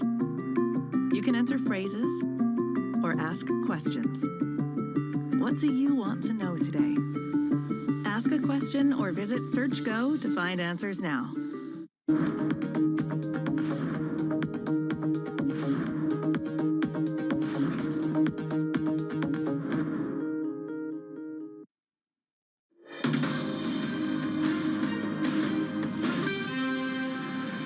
It's Bloomberg Brief with Danny Berger in London, Manus Cranny in New York. Okay, let's get you set up for your trading day this Thursday. Here's a look at what's ahead. First up, we have ECB meeting accounts coming in at 7:30 a.m. Eastern Time, followed by President Lagarde's remarks from Davos. That's at 10:15 a.m. Then we're going to head over to the Fed, where we'll hear from Atlanta Fed President Raphael Bostic at 7:30 a.m. Then at 12 p.m. on his economic outlook. Plus, U.S. housing starts and initial jobless claims hit at 8:30 a.m. And then finally, $18 billion of 10-year tips go on auction. But Manus, it seems to be at least a pause or rethink on what's happening on these macro markets. But in micro markets, earnings are back in focus. They are, absolutely. You've had the Richemont numbers. We'll talk about Birkenstock in just a moment. Richemont kicking the trend, bucking the trend from where we were just a couple of months ago. They're talking about sales in China and Hong Kong rising by 25%. That's important. We know there's a big push to underlie the middle class in China at the moment. Is that coming through? You've got Richemont of 10%. Let's see what this carries through to the U.S. session when we get going. But people aren't buying Rolexes in the United Kingdom, are they? Watches of Switzerland. Yeah. Need the part payment plan. Yeah, Manus has just turned like extreme Cockney for just a moment there. They're not buying Rolexes, but they're buying Irish Cockney, but they're buying Birkenstocks, Manus. We have the first earning from Birkenstock since they IPO'd, stronger than expected. Not a lot of movement. There have only been 5 trades put on this thing pre-market, but they're buying them, Manus. They're buying the grandma shoes. Would you spend $2,000 on a pair of male Birkenstocks for me? You have 8 seconds to answer. Choose quickly and correctly. I'll wait till like the last second. Let me think. The answer is yes, Manus. I'd do anything for you.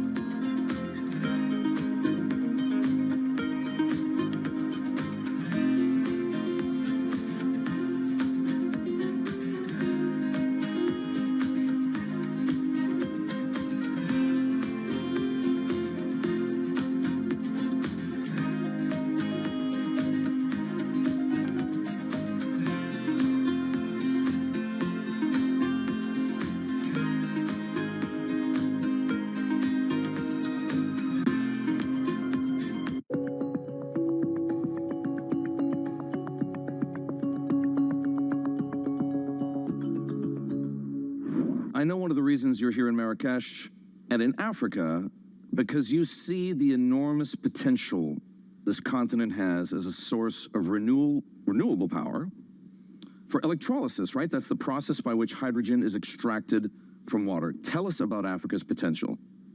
Africa's potential is the best in the world, and it's Africa's shot now. It's Africa's turn.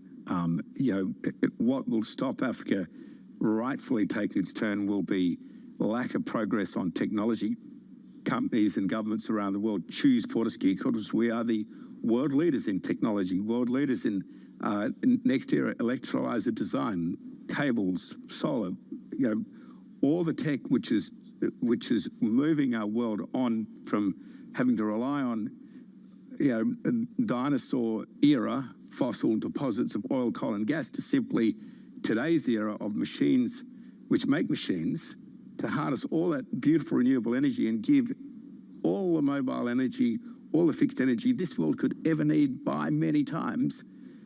Those countries who resist that are denying Africa their opportunity. And I'm saying, stop it. Let's get in behind Africa.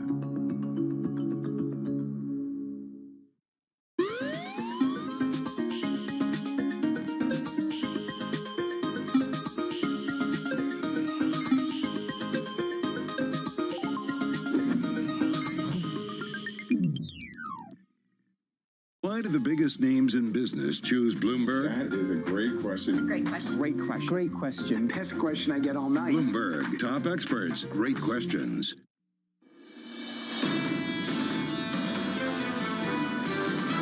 There's a very significant increased geopolitical risk. It can come from any number of places. The real risk is probably geopolitical. You have more geopolitical risk, so that could then bring prices under pressure. There are issues that, for sure, they haven't been priced in the market. Whether it's a geopolitical issue, whether it's a policy mistake, the risk of this thing going the wrong way is there and will continue to be there into the foreseeable future. This is Bloomberg Surveillance, live from the World Economic Forum in Davos. Live from Davos, Switzerland, for our audience worldwide at the Economic Forum on day 3. This is Bloomberg Surveillance alongside Lisa Abramowitz. I'm Jonathan Ferro, together this week with Anne-Marie Horder. Your equity market trying to bounce back.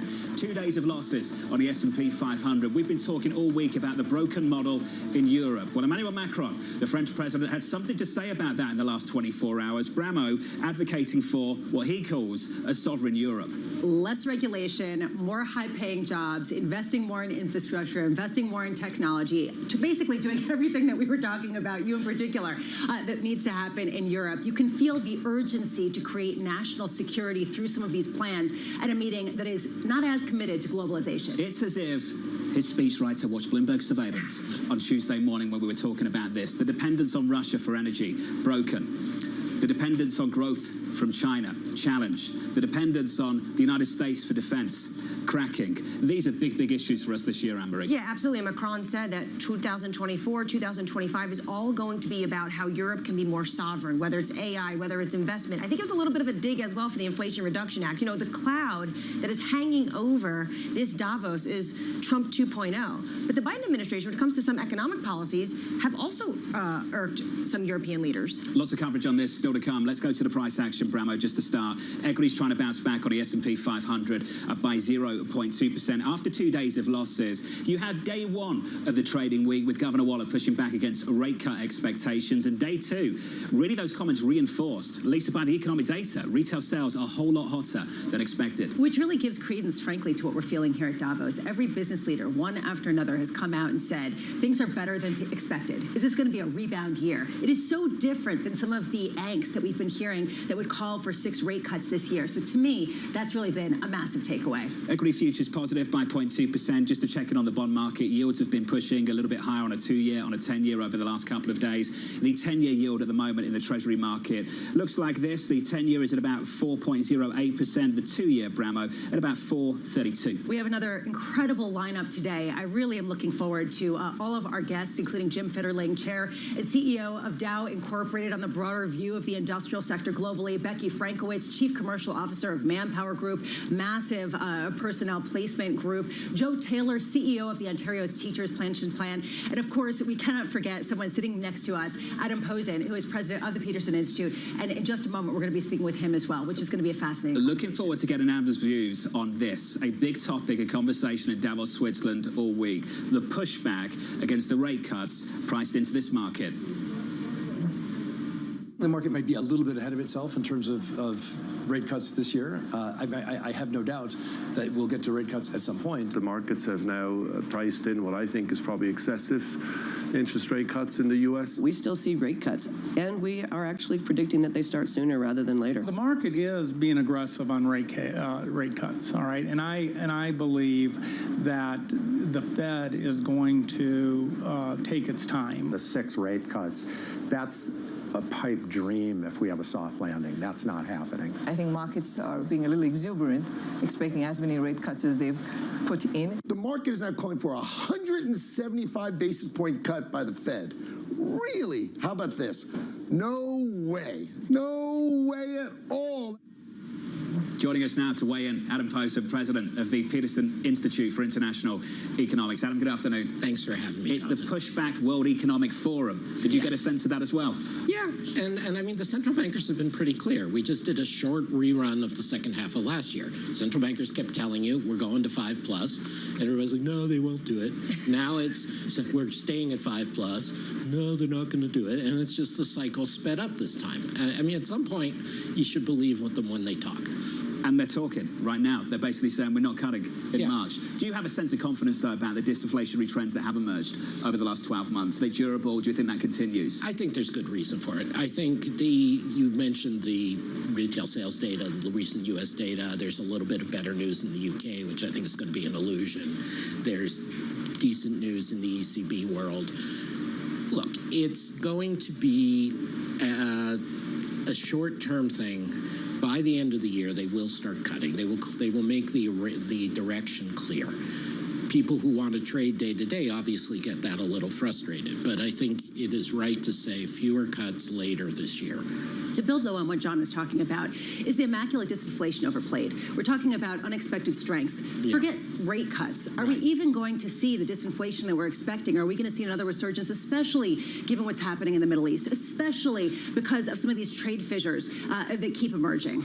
It's a good question, Lisa. I tend to downplay from an economic as opposed to a geopolitical view the impact of these things in the Middle East. The general history going back to 9/11 has been that the economic impact of these kinds of disruptions is not very long-lasting. And if they are, it'll be treated much the same way COVID in retrospect was treated. You know, this is something that goes up, it comes down, nobody should panic in the rich world. I do think there are more risks to the upside on inflation. I'm not a big believer in recession risks for the U.S., and so that's why they're taking out a little bit of insurance. But I think if you emphasize the word landing more than soft, I think we've achieved it. I asked somebody last night what you think is the topic that isn't being discussed at Davos that should be. And he said, without question, fiscal. The deficits that are increasing, they're increasing globally. People aren't talking about it anymore. For a hot second, they thought it was a problem, and then the Treasury market kind of evened out.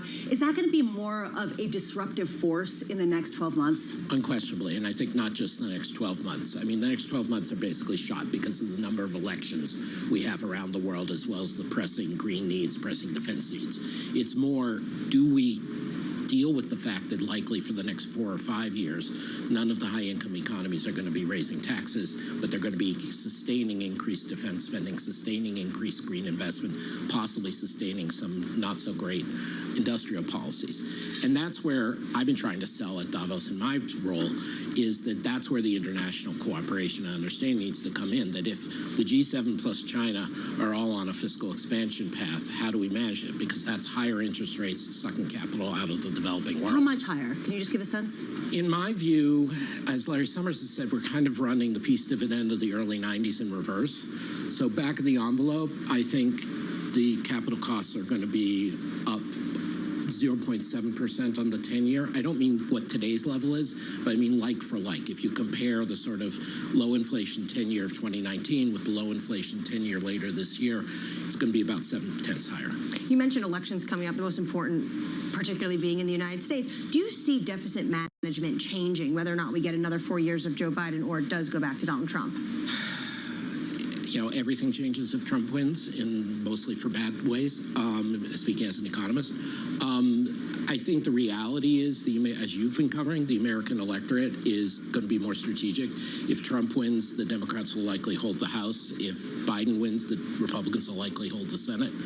And so it's going to be about this sort of stealth fiscal policy, that not by conspiracy, but I mean things like we've had this huge shortfall in tax revenue this year that nobody talked about. Things like the industrial policy hasn't been spent yet, but as these machines and plants come online, more will get spent. So it's going to be a lot of fiscal, not by legislative means. I obviously think it'll be a little more compromising and therefore more stability under Biden than under Trump. Final thing, I know you know this, but just to remind your global viewers, the tax cuts from 2017 expire in the first quarter of 2025, whether Trump's there or not. And so the question is, do you have a sudden jump up in taxes, which wouldn't be a bad thing, but you probably won't. So the question is what deal you get then.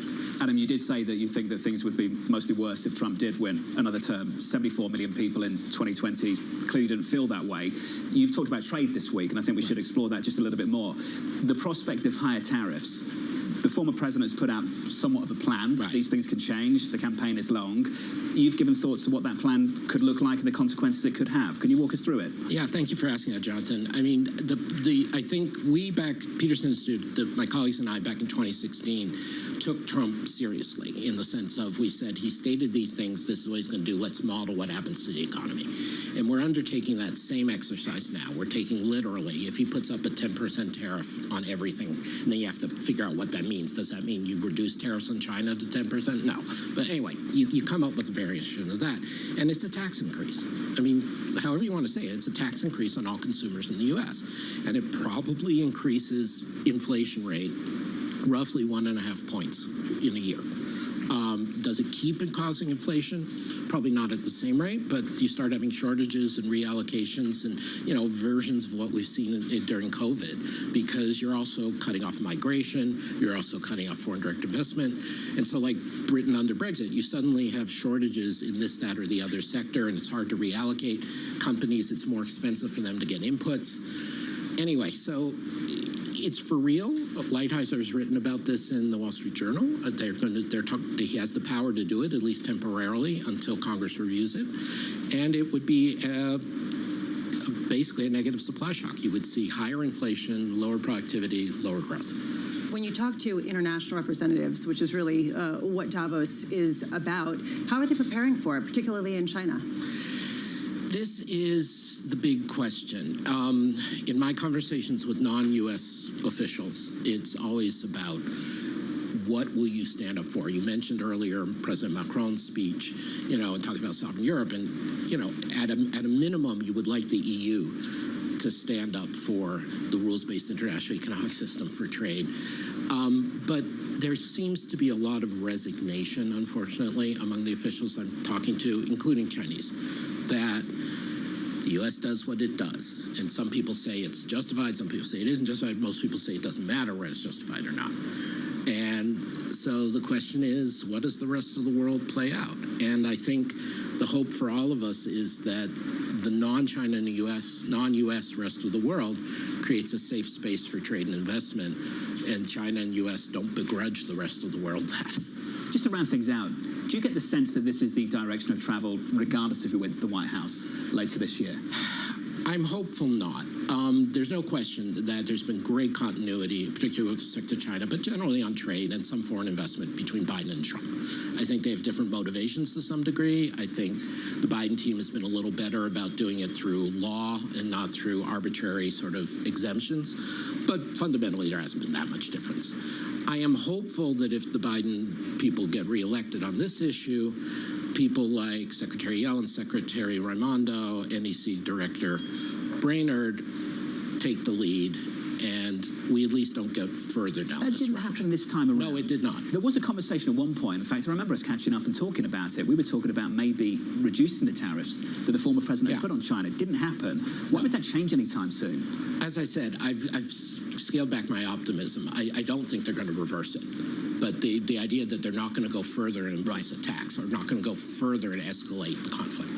Adam, thoughtful stuff, as always. Big year ahead. Just massive. It's good to see you. Good to see you guys. In Davos, Switzerland. Adam Posen of the Peterson Institute. Elisa, it's good that we're shifting away from the theatre, the drama of the election campaign. There's going to be plenty of theatre, plenty of drama in the year to come. But we need to talk about policy. And the prospect of policy changing, regardless if it takes over the White House in the next 12 months or so, what it means for this economy and ultimately what it means for this market. You ask why hasn't it changed, right? Why has it not changed more under an administration that gave lip service to ratcheting it back? And the reason why is because it's popular. And that is really the underlying consideration here, that it wouldn't be popular to take a softer line on China before the election.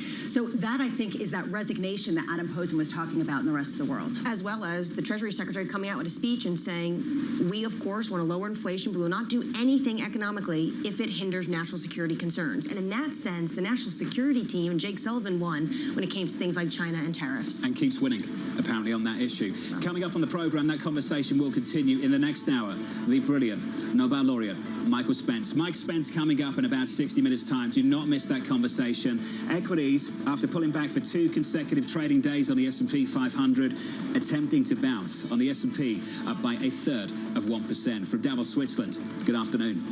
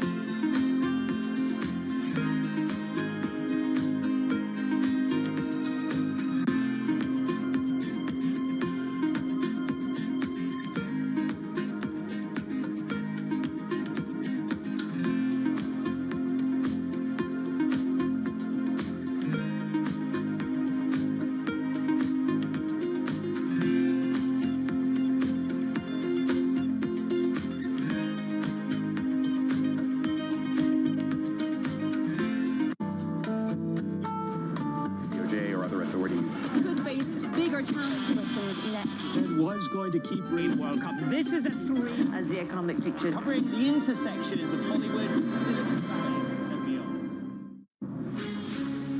From the beating heart of global finance, economics, and politics, and wherever newsmakers are moving markets, Bloomberg brings you conversations that allow for deep discussions and important insights. How has that shaped your strategy for the bank? Is this new normal? Is this like a catalyst? Do you think we're in a new phase for dividend policy overall?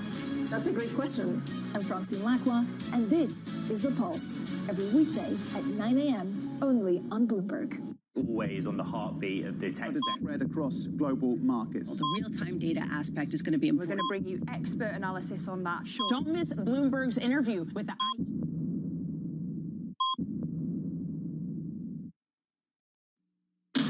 The 2024 nominating contests are here, and the candidates are making their cases to New Hampshire voters ahead of the primary. And we're off to New Hampshire. Bloomberg is live on the ground, bringing you the fastest news. Trump is leading by a long shot. Insightful interviews. And at the end of the day, that's what the American people want. And the most informative analysis about what it all means for November's presidential election. What is your path to the nomination? It all starts Monday in New Hampshire, only on Bloomberg.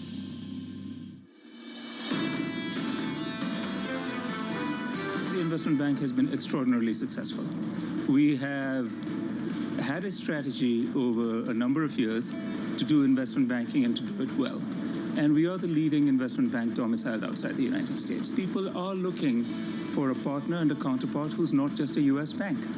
And if they had to pick one, they tend to pick British banks, and we're a strong British bank. Have a conversation with you. That's the pitch. CS Venkatakrishnan, the Barclays CEO, alongside Lisa Broward and Anne-Marie Hordern. I'm Jonathan Ferro. Bramo, I think you've drawn the distinction between the thinkers and the doers, and at risk of offending people, there is a clear difference between the thinkers and the doers in Davos, Switzerland this week. It seems like the thinkers are gloomy and the doers are optimistic, and that has been, frankly, the incredible takeaway that I've gotten. The people who actually run businesses see incredible optimism ahead, and the people who think about all the potential things that can go wrong are very depressed. And that, frankly, is the divergence. At risk of offending people, I'm sure we just did. But Lisa, I wonder, is that because they've got a story to sell? The doers, they've got a product, a service, something to sell? Or do you reckon they actually see something on the ground that gives them that reason for optimism? I mean, call me naive, but I believe them because it's been consistent and it's been with some specific examples of places that they're seeing it. And frankly, we're seeing that in consumer spending. Even the Beige Book, which I know is sacrilege to mention at a time like this, really showed an increase in appetite in consumer spending. Is anyone reading the Beige Book? I read parts of it last Maybe a little bit. Okay, you can share those parts with us. It's okay, we don't have to. Equities look like this on the S&P 500. 2 days of losses, trying to replace that with a day of gains. It's been a soft week. Over the last 2 days, only down by something like 1 full percentage point, not even. We bounced back by 0.25%. Yields come in by a couple of basis points. At least I think we can call it 4.1%. But when you put together the comments from Governor Waller and a strong retail sales story we saw just yesterday, it's quite a powerful pushback against those big, lofty rate cut expectations that could begin as soon as March. It is shocking to me that we're still pricing a more than 50% chance of a rate cut in March, given some of the data that we've gotten and given the pushback that we've gotten. So I'm just wondering what other people are seeing that everyone here who's leading businesses is not. We're going to ask Jim Fitterling, the chair and CEO of Dow, on Fed policy. Jim, we're not. Good afternoon. Good to see you. Just in case you thought you had to establish an opinion on that, it's good to see you as well. I actually want to pick up on some previous comments that you had on the global economy, I think, at the end of the third quarter. I think you described things as a challenging macro environment. Has your assessment shifted in the last 3 months? Yeah, I'd say it was a mixed economy in 2023. I mean, you saw pockets of strength. You saw things like the automotive sector, especially driven by EVs and the growth in EVs. We saw weakness, obviously, at the beginning of the year in consumer electronics, durable goods, obviously things that are related to housing and the slowdown in the housing markets because of interest rates. But the consumer disposable business was good, you know, so the day-to-day buying food at the grocery store, health, those areas were relatively strong. I'd say as the year unfolded, we also saw some positive things from an operational standpoint, supply chains coming more into line. In our industry, we'd been working through some destocking through 2023. And as the consumer demand stayed strong and the retailers got inventories back under control, you would start to see kind of a more normal cadence to things toward the end of the year. So I'm optimistic, at least from a perspective of if we have seen rates moderate and we are going to see a decrease, then I think you're going to see some potential to build some momentum into the housing sector by the end of the year. And then that carries, obviously, an awful lot of volume both here. And look, that's the same thing we've got in China. China's housing sector has been slow, and Europe's been slow as well. Well, let's just go there because you're talking about the consumer spending and you're talking about Fed policy. This is all the U.S.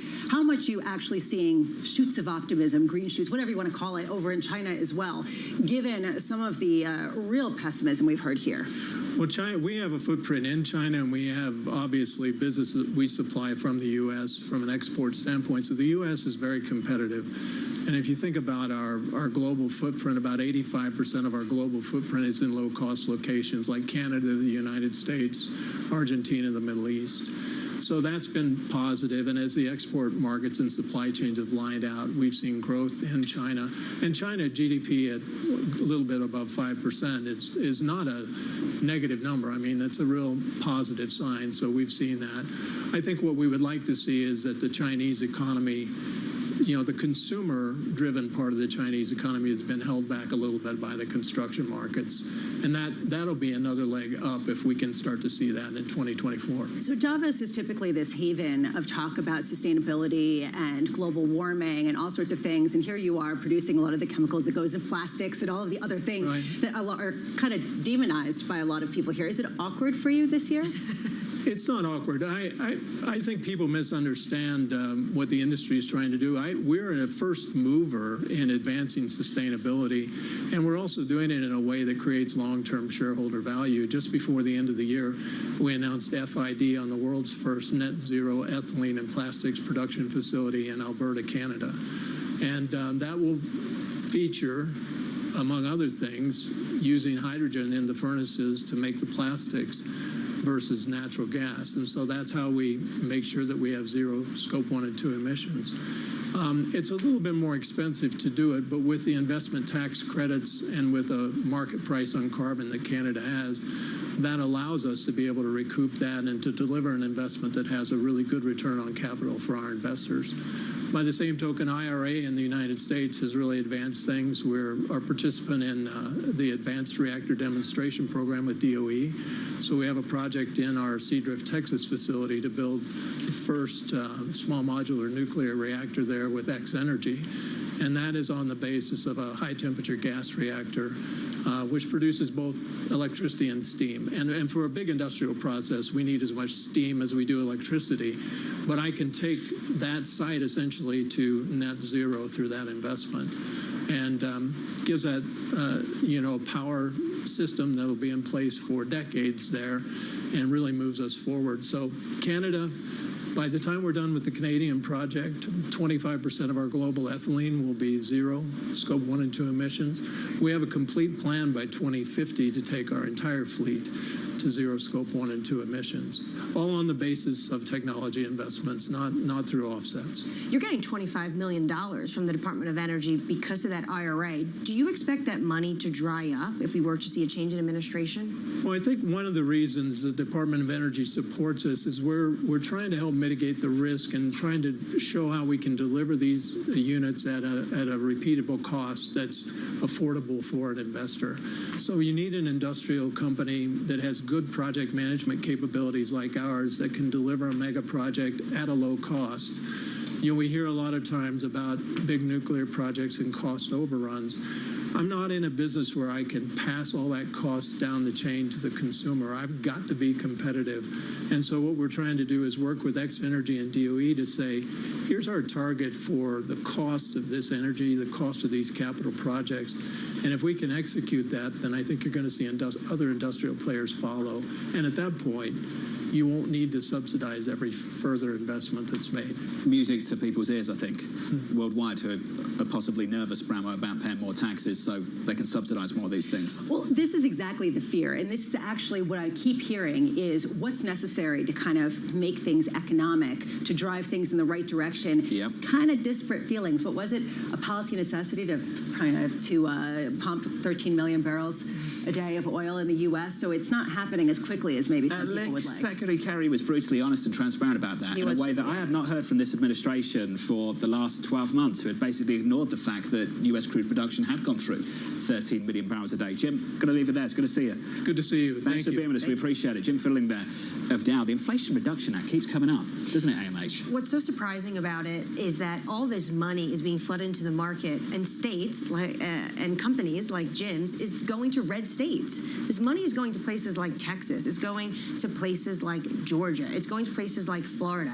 So potentially can help Republicans, even though this was a huge legacy of the Biden administration. It's amazing, isn't it? Just amazing. Coming up on the program, really strong 30 minutes still to come. We'll catch up with Becky Frankiewicz of Manpower Group, and then we'll catch up with Joe Taylor from the Ontario Teachers Pension Plan. All of that still to come, live from Davos, Switzerland, on day 3. This is Bloomberg.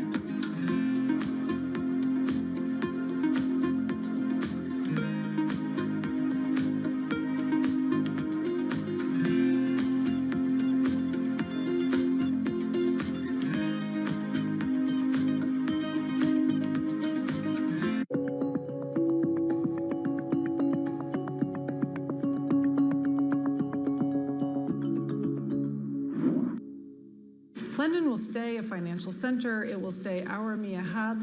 We'll just have a rebalancing onto the continent. And actually, the numbers of who has moved across aren't that big. So it's sort of in the 200 level. And if you think about 15,000 people, that's sort of not that material. And so I do think both will basically continue to grow and continue to be very relevant. What will change, though, and the big thing that's changing, is actually the risk-taking is what's going to move. And so we've historically had risk-taking in the UK. That risk-taking and the assets that go with it, not the people alone, but the assets that go with it, that's the next phase of what we're now moving into. And that will be a material change.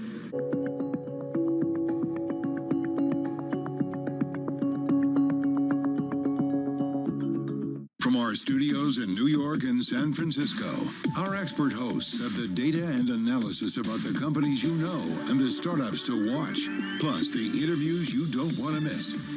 Watch Caroline Hyde and Ed Ludlow on Bloomberg Technology, the only daily business show dedicated to tech, right in the middle of the trading action at a new time, 11 a.m. on the East Coast, 8 a.m. in the West, only on Bloomberg Television. Context changes everything.